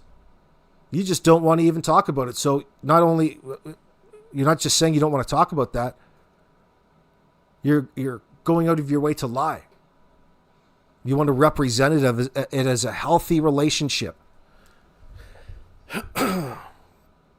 Why would that be? It's so unnecessary. It's so unnecessary to lie right here, you would think, unless there was some contributing factor. Like the continued escalation of all of the reasons that you mind your own business.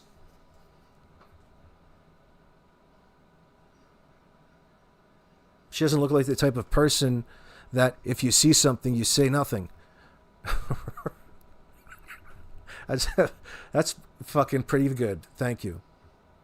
Jack and Lily didn't have any personal space with that warden and prison guard's son, Daniel.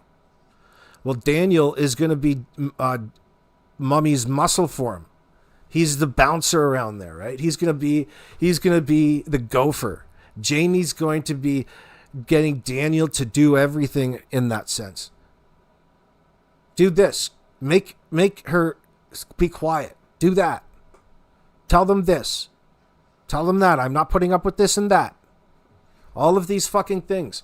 All these intrusive factors that you want to include in on these children's lives that they don't know if they're coming and going. They don't even want to go home because it's just a negative, toxic atmosphere, just like Wade Paris describes.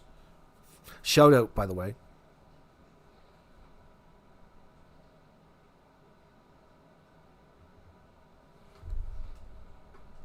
Nothing wrong here. Nothing to see here.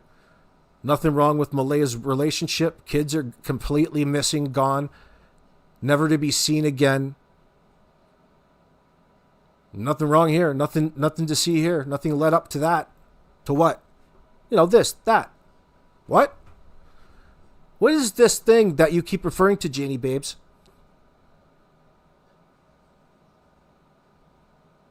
You must be stupid. You must not know anything about fucking carpentry. Coming from the fucking broad who lives in her fucking driveway in an RV with 2 missing children. She's telling you what who is stupid in that sense.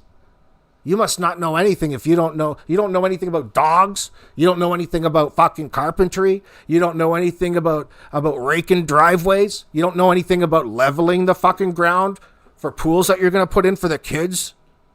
You don't know about these things. Thank you very much, Adele. That's a great super sticker. Thank you for the hype. £6. That's a very generous, darling.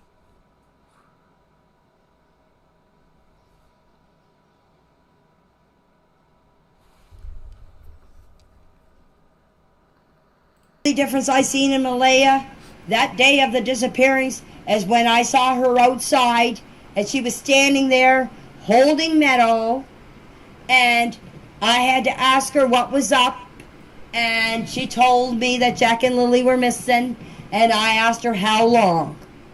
That's the only behavior difference that I've seen in Malaya. You still didn't quite identify what that is exactly, Janie.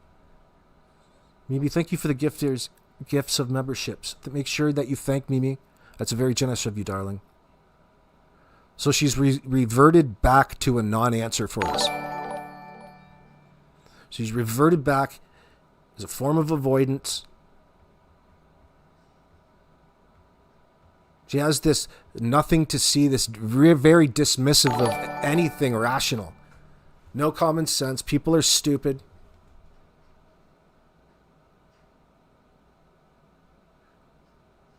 And she never ever wants to associate a time with anything at any point in time. She wants you to believe that because she gave no mind to the time at the time, that means there's no time to be minded to. Do you know what I mean? That she didn't associate a time. It doesn't take away or diminish its importance. It's still important, and an individual would recognize that there, hon.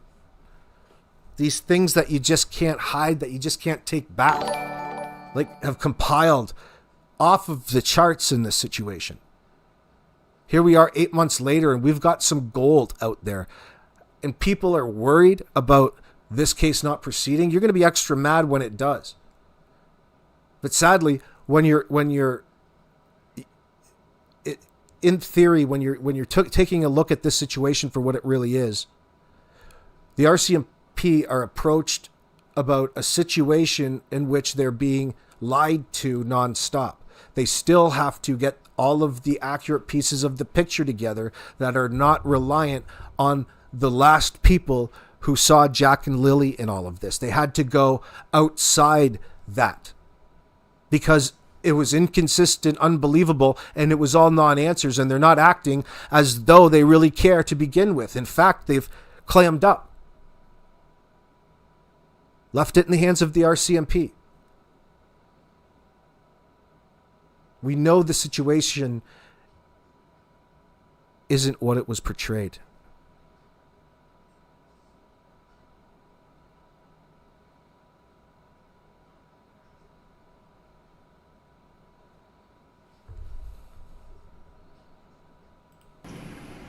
Except for this time that the altercation happened at the end of the driveway, which I have no knowledge about. I didn't listen to what. You see that denial right there? Oh, the altercation at the end of the driveway, which she's got no idea about. She just doesn't know about. Is that what she just said? Which I have no information about. I've got no idea about what the altercation was about. It had everything to do with Janie attacking Haley and Malaya's other sister friend, relative, Cheryl or Shelby. Cheryl, I'm pretty sure. Not that it matters, but she has no information. She doesn't know anything about the reasons why she decided to go hands-on. She decided to throw hands with Haley. Haley wasn't having any of the fucking story, okay? She wasn't buying this nonsense because she knows just how much of a tweaker old Danny boy is. And being a nurse, she's well informed about coercive relationships, escalation of intrafamilial violence like domestics, and what tweakers and the damage that they can do to the rest of the family. Not to mention all of the physiological characteristics of it probably stuck out to her. And if it stuck out to Haley, it certainly stuck out to the cops.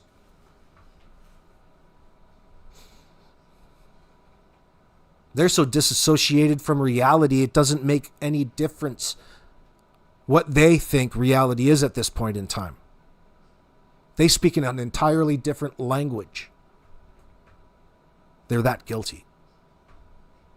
And yeah, they're taking advantage of anybody who will come close and listen to them. Oh, especially if you have any concerns. Here, let me explain that for you. And here's the reason why I need to lie to you. I have to lie to you. I can't tell you all of this information because I don't want to disrupt the course of this investigation. I don't want to interfere. All of these micro admissions of information that they are withholding, keeping, they're omitting, they're not talking to about the RCMP, but they're telling everybody in a public setting, in public forums, that indeed that they have more information about where Jack and Lily are and what's relevant. Who's relevant?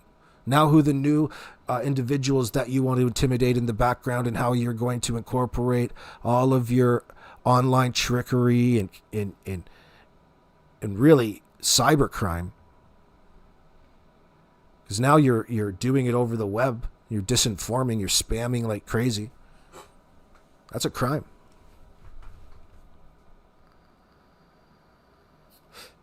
Stupid criminals. These aren't the smartest. Exactly. It said, what does that say? Elias, good to see you, darling. Exactly. It said would have seen on FaceTime, not confirmed. It's important to say that. It's important to remind people that that was never confirmed. So I have to think that the police aren't going on that possibility, even though it was mentioned. But it was mentioned by Malaya way back as a lie to the cop in real time. And there's a few of those that she's told.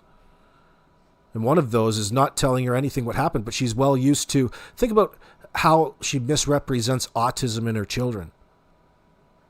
She's a liar too.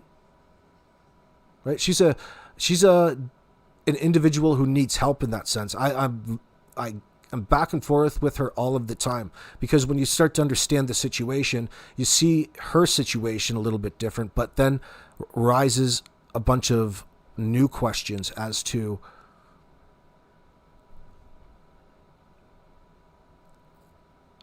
what led to the fate of Jack and Lily, from the time that Belinda and Cody and all of these fun pictures and this very healthy, loving family, to having to go to court just so you could have custody, full custody, and ice the father of your kids out and then ice Belinda out. It's not going to be directly Daniel's fault in all of this. Malaya has a lot to do with it as well. What brought her shame about that relationship, I don't know. We don't know any of the details. But that, to me, is the beginning of the end and the beginning of the spiral downward for Malaya in all of this.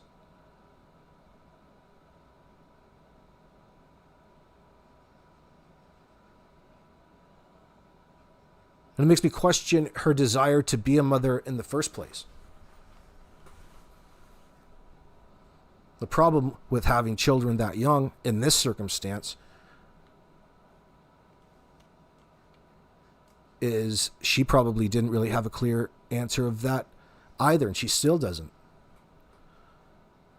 Almost to a fault, Patty had to kick her out of her house because she couldn't just improve her life that much more or do something to show that she was trying to improve her life and her children's life as opposed to being a drain on the family.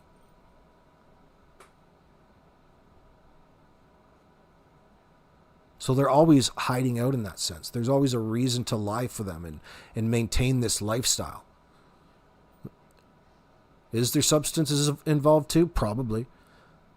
Booze at any time. There's no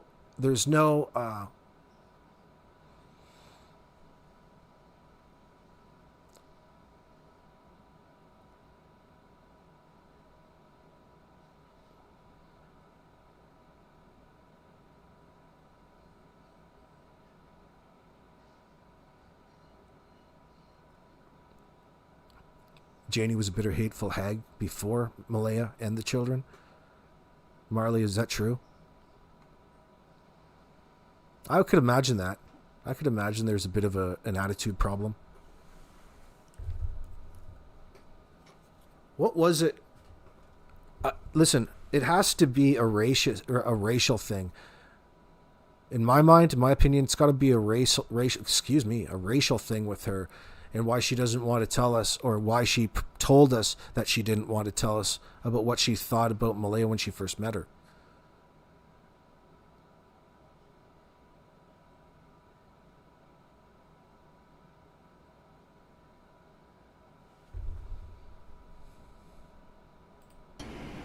I just went up to her and said, please don't tell, she was crying. I said, please don't tell me that Jack and Lily are dead.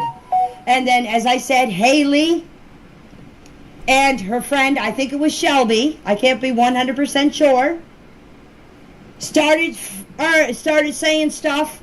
I wasn't in the mood to listen to arguments. I didn't want to fight because whatever was going on had nothing to do with Jack and Lily. That's when I ordered them off the property. How do you know what has to do and what doesn't have to do with Jack and Lily? She's telling you the circumstances around this brouhaha at the end of the driveway. First, she told you she didn't have any information on it. Then she proceeds to tell you information on it. How do you classify this witness? The police came. I gave my statement of what I've done. Other than that, that's the only difference that I've seen in Malaya's, whatever you call it, the personality or whatever That's a good point. Changes. Sorry, in Malaya was that day. Now, this is me, myself.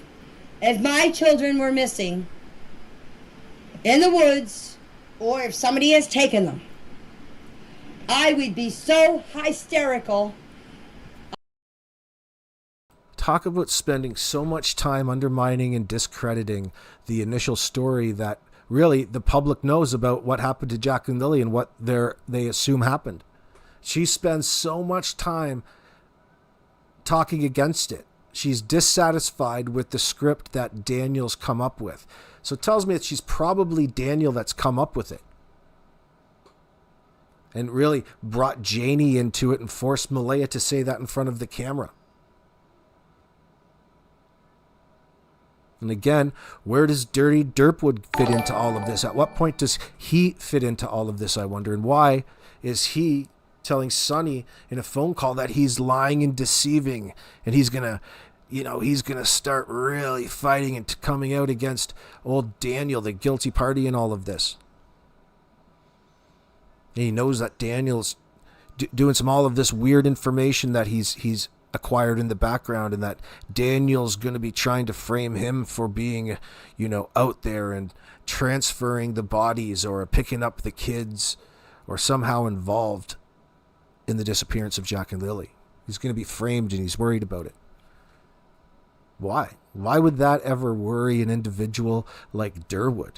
An individual with such insider knowledge? Why do these things even come up, and why was it worthy of the conversation in the first place to Sonny Derwood?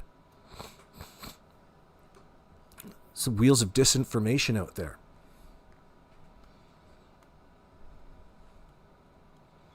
At some level, the funny part about all of this, Darren Gettys thinks that he's smarter than the RCMP. And he thinks he's smarter than everybody else out here. And he's betting that just because people see him and recognize his bullshit, that it's still going to somehow magically work in his favor, that they're not going to be brought to justice in any of this.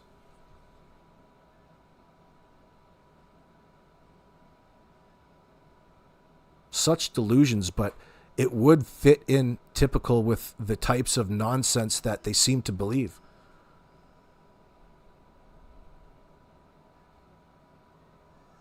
Pink Rosa 777 says, wasn't Derwood hanging out in Janie's driveway during an interview? Yeah, this CBC interview. Maybe they're closer than we think. Oh yeah, he's over there all the time.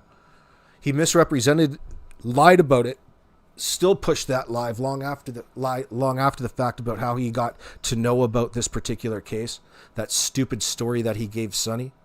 Oh yeah, all of that was used to deceive Daniel in that sense. Meanwhile, you come to learn that they have a long history. Jordan and him used to work at the mill. Even Derwood probably got fired from that mill a couple times. They all play music, even Kent. They probably all play music in the same old pedo band. You know, Rage Against the Math Machine, the Smashing 8 Balls, old Lobster Claw Corbett, Sideshow Freak.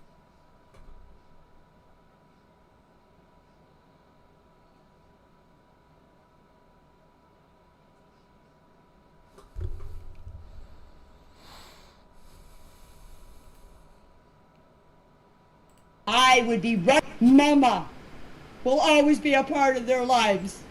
No matter. Easy, easy, easy.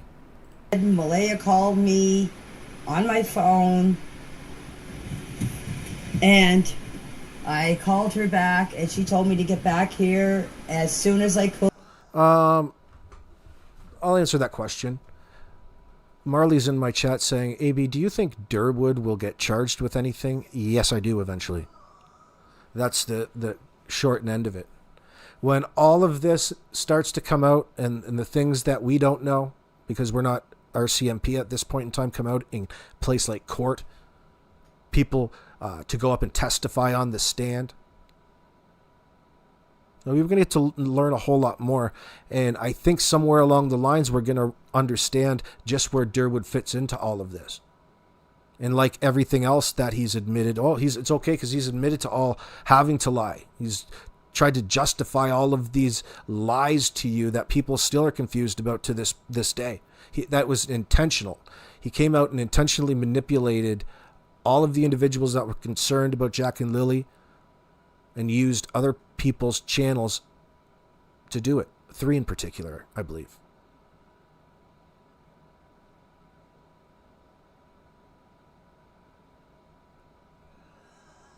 Of course, few of us called it out right away, knew it right away.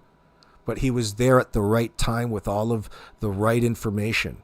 And he had his buddy, Danny Martell, in the live chat, 100%ing all things that he was saying. Corroborating them in that sense. They're just a couple of glazers, a couple of butt buddies. Of course, they know each other.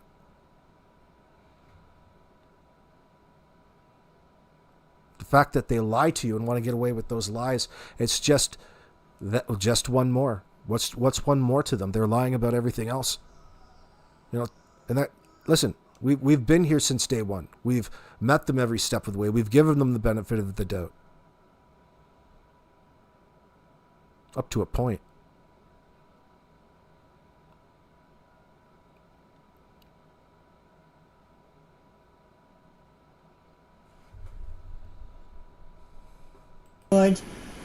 I don't know what was discussed between her and everybody else.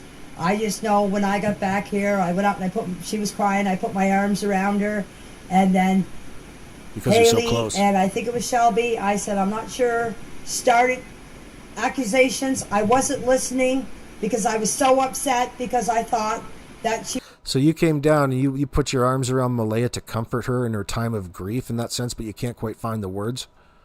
And then it ended up in a fist fight. How come I don't believe that? You don't even like Malaya. You couldn't even sit down and have a conversation. Now you want to have us believing that you're trying to console her in a comforting manner. What are you really consoling her about? Just another form of intimidation in my sense, if that really did happen. Like, first of all, think about the reality of the situation and how much Malaya probably knows her. We think that she knew at that point in time.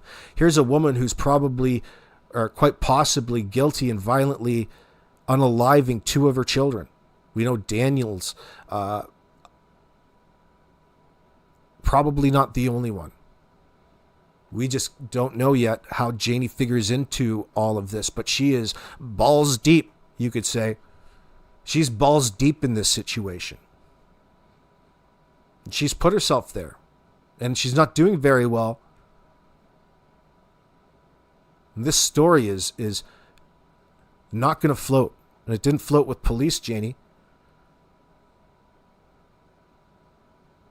You had to ask the CBC to come there for you to beg the world to believe you.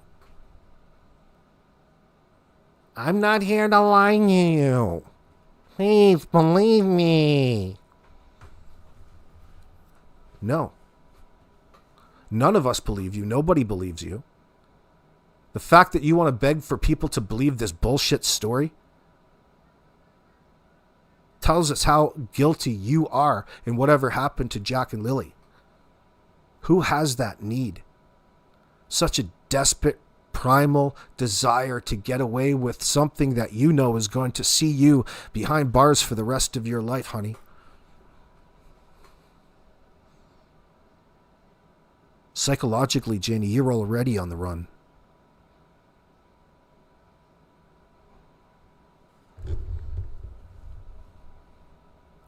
He was calling me back to tell me that the kids were deceased.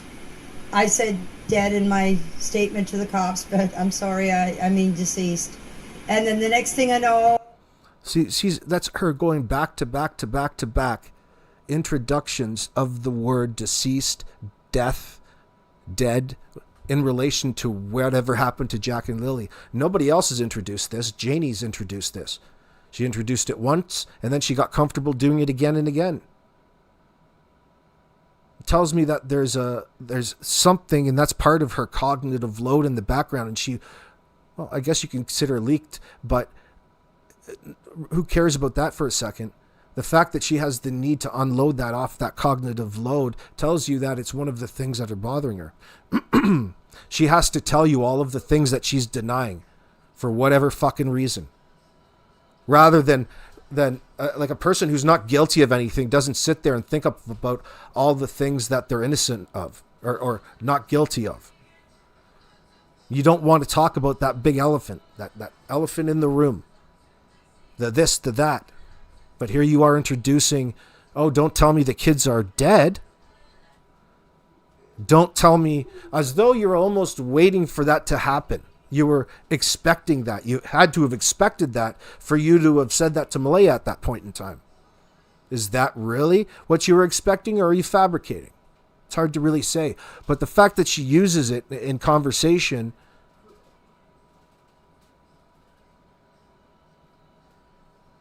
is remarkable. It's a testament to just how guilty this SOB must be. And they've got no problem lying. They've got no problem if you know that they're lying.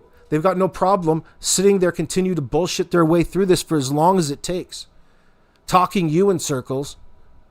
Daniel up there on the CBC in his interviews telling the CBC the same thing that they broadcast on their updates. That's the talking points he speaks on. What he can remember of them, almost verbatim. Major avoidance, kids. Like it or not, you two both, the way that you're going, are going to face life regardless. Regardless if we ever find out what happened to Jack and Lily.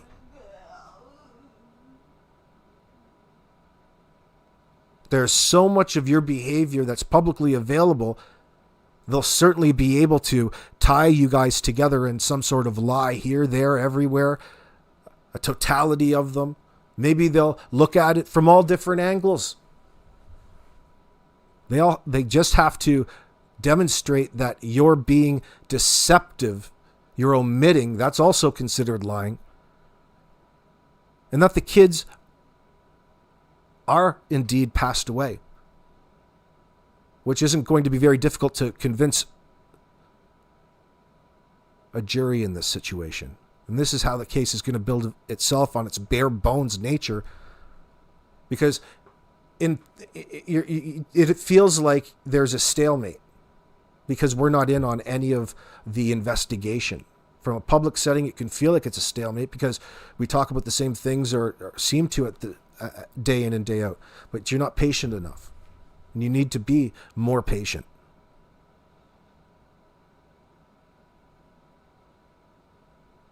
The cops have to get it right. They have to figure out what happened with these assholes talking like they are.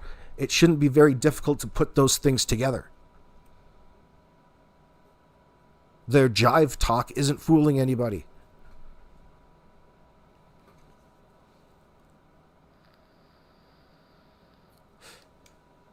They've brought up the fact that they're considering charges in the future. Excuse me, in their last Globe and Mail article, Rotary. Now the RCMP introduced that. So, of course, it's a factor, and they just generalized it in that sense.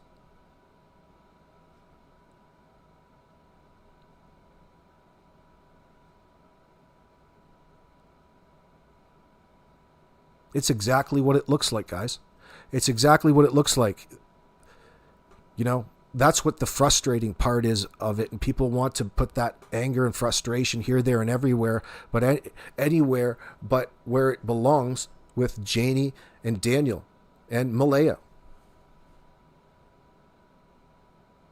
I don't know how her friends can go and hang missing posters with her when the world knows that she's lying.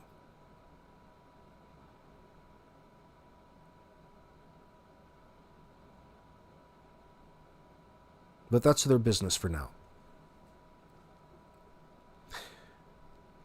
Trash Pond. If Patty was able to take a Polly with her, apparently poor health, it sure makes Janie's inability to take one look questionable. It doesn't even matter.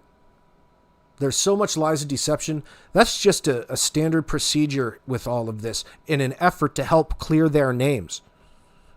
And also provide a place where they can ask them direct questions, so a bunch of the people who get paid the big bucks and the behavioral sciences division can look through a one-way glass at you and analyze the shit out of you in the moment.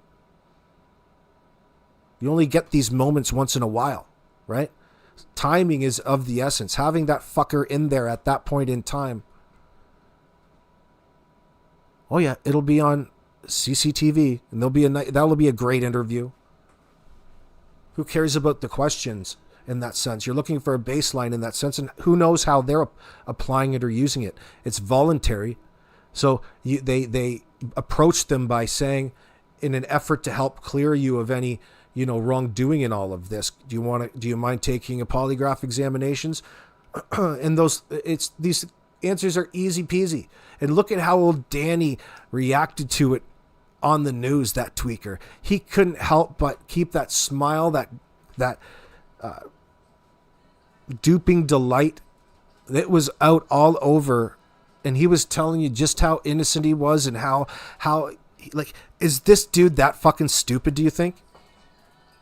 This guy believes and misunderstands the purpose of the polygraph in the first place.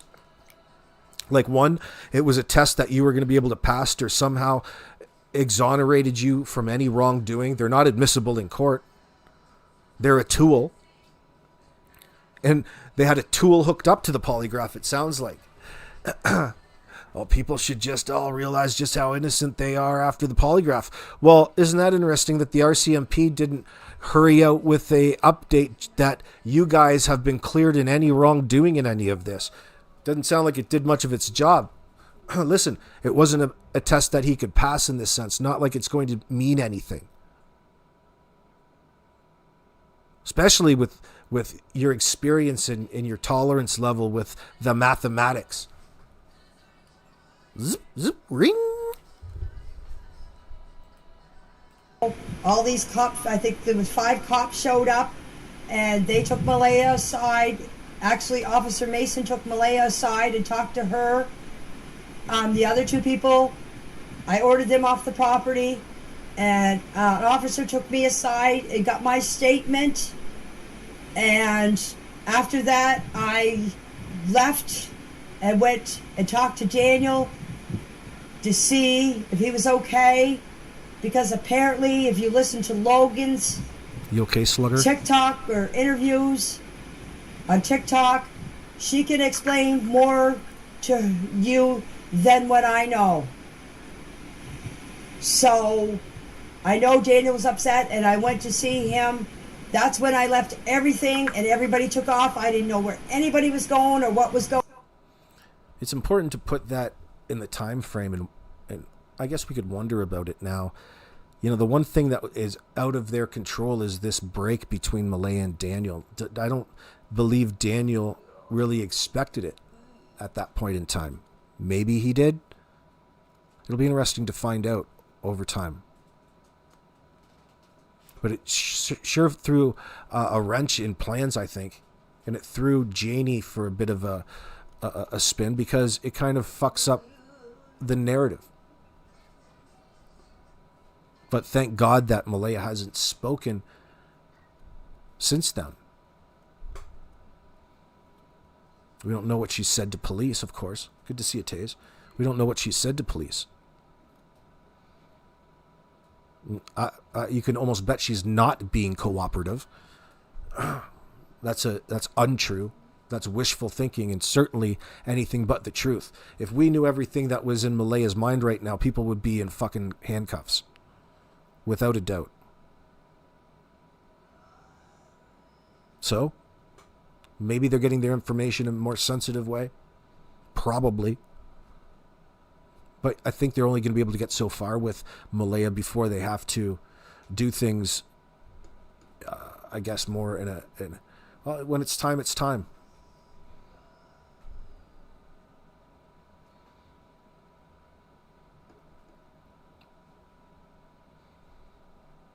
She doesn't have to say anything. Right? She has the right to remain silent. Boy, is she exercising that publicly. It tells me, and Belinda was right, that she never felt that the kids were coming back, telling me that she already knew what had happened. The reason why they had to come up with this cover story. Really, the power dynamic was out of her control. It was imposed upon her in that sense, and she doesn't know any different. She's already in a situation where she lives, probably in a bit of fear and desire to get the hell away. So she's malleable. She's easily intimidated. Like, you can make her do things in that sense.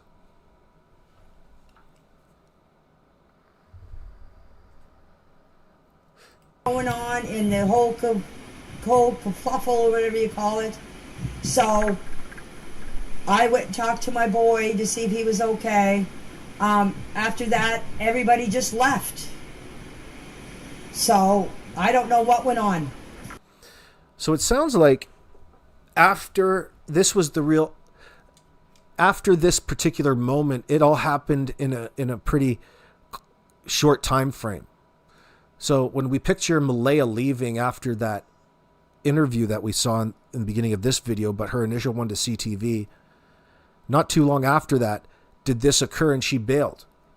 She left. And this was around the same time, not too far apart from this brouhaha where Haley says that she was, remember the whole situation with Daniel smoking the mathematics in the bathroom, and her getting wise to it and recognizing just how tweaked out he was? Wade saw this as well, and he commented on it. They all took off. They got Malaya, they left. Everybody took off at that point because it seemed that after their little presentation, after their, what would you call it, their drama that they've presented, things went south. There's a certain element here that don't believe the shit story that they've presented. And none of them think it's in their best interest to come out and say so, of course.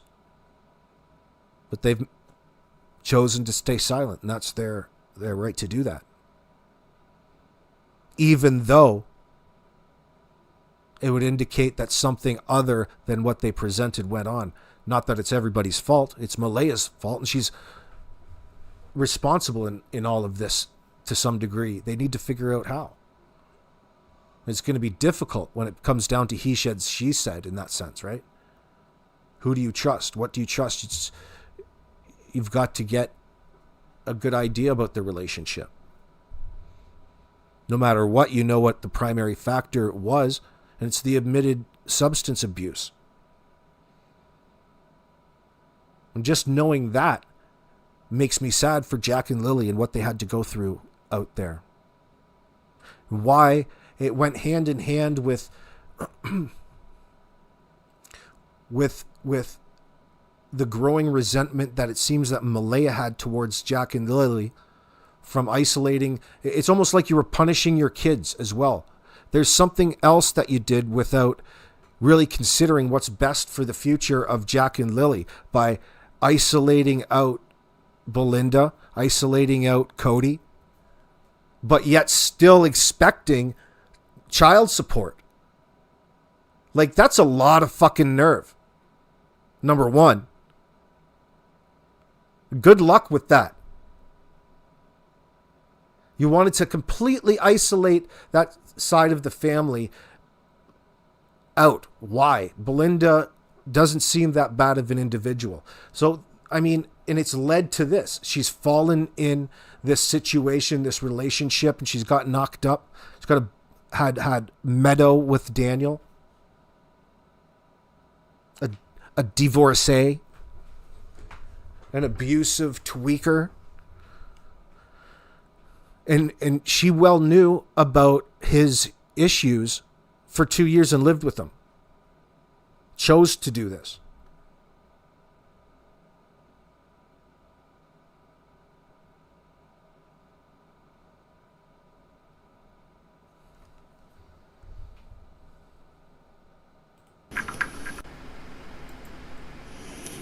See, the way I thought is anything else that happened here that day was not important to me. I want to stress that wasn't important to me.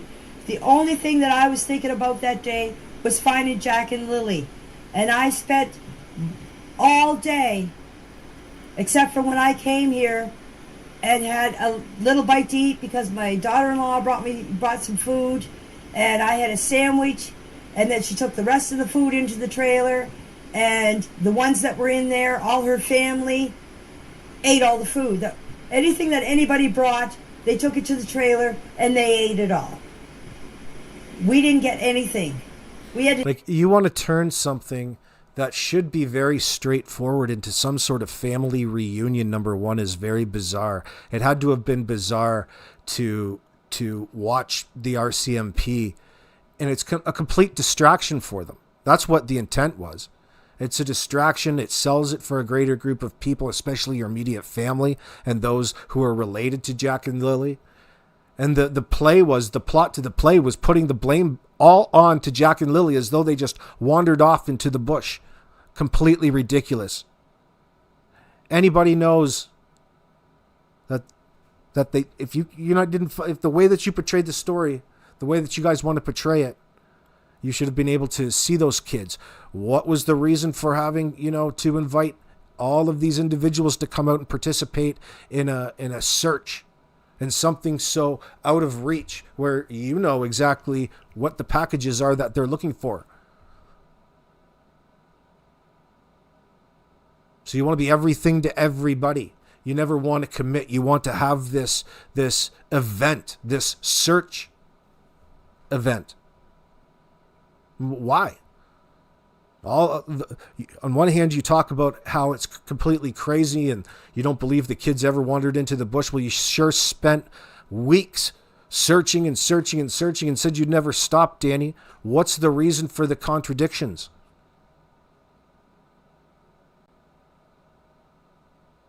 You guys have been lying every step of the way to whoever you had to lie to. Saying whatever you thought you needed to say.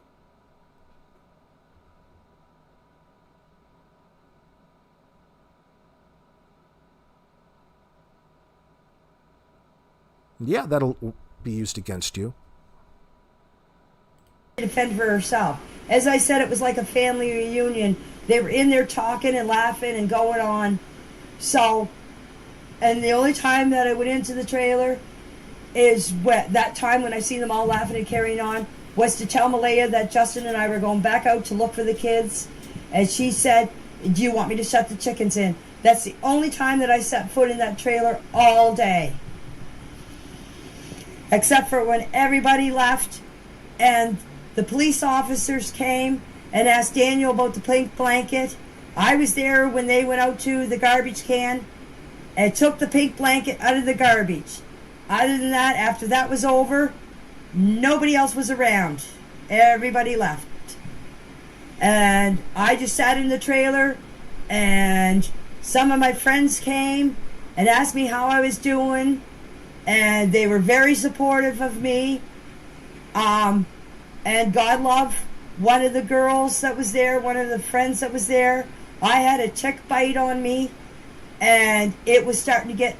This was on Saturday. I had a tick bite on me. God love her. She went to the pharmacist and got me pills. Like she just picked that up and she didn't already have an infestation of probably RV lice, and the body lice. She's probably got a bush so goddamn thick down there. It's got 3 different species. Finally, somebody asked her, what the hell's up? Do you want me to go to the pharmacy, grab you some antibiotics and chase away these things? Maybe we could use some bush medicine.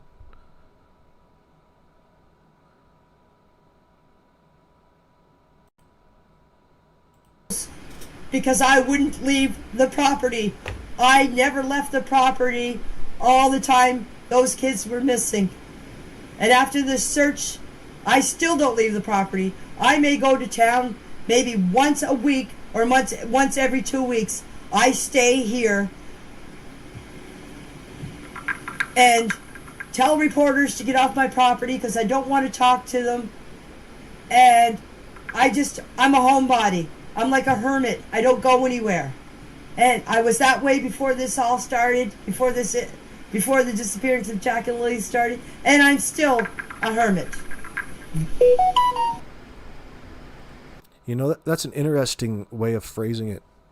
Before this disappearance of Jack and Lily started, this thing, that's her closest I've seen her get to actually referring to what it is that she's talking about when she says this and that, the thing that she's avoiding.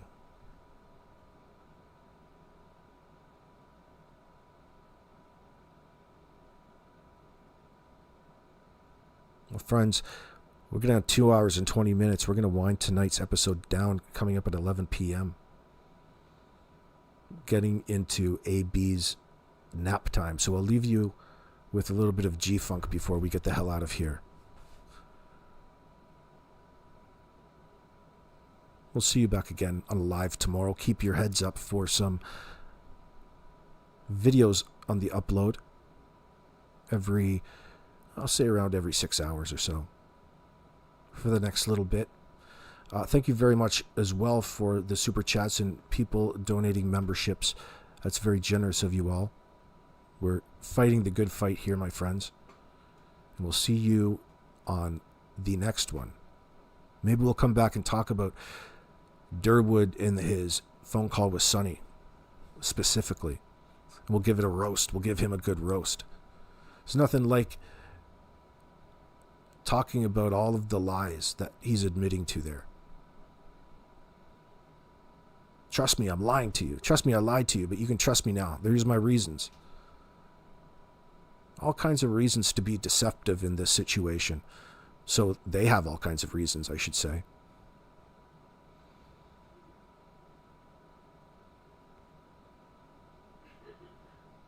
Again, if you're feeling frustrated and confused, you can always go and study the Orrin and Orson West case and what the investigators had to go through and how they proceeded with the case in that particular instance, because of course Trezell and Jacqueline reported Orrin and Orson Welles missing, which were 2 children as well, off the back porch of their home in California City back in 2021. And they also maintained this false narrative. And guess what?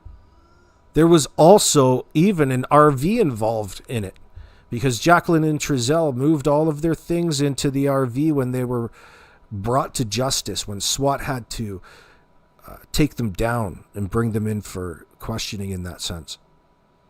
They were in their RV, Janie. I wonder if it's going to be much of the same. Everybody will be held up in the RV. Then all of a sudden it'll fire to life and drive out like a crazy van off into the driveway because somehow Derwood's got it running again. Now this bitch can roll down the road and you're on the run. You're not going to get very far. But it's okay. You've reinforced everything. You've remodeled the inside. And you're going to drive this bitch over the side of the mountain. And you're going to try to bail out at the last minute and try to convince the world that you have indeed passed away. And you're going to try to escape off into the night, probably somewhere in Quebec, and blend into the bush in the far north.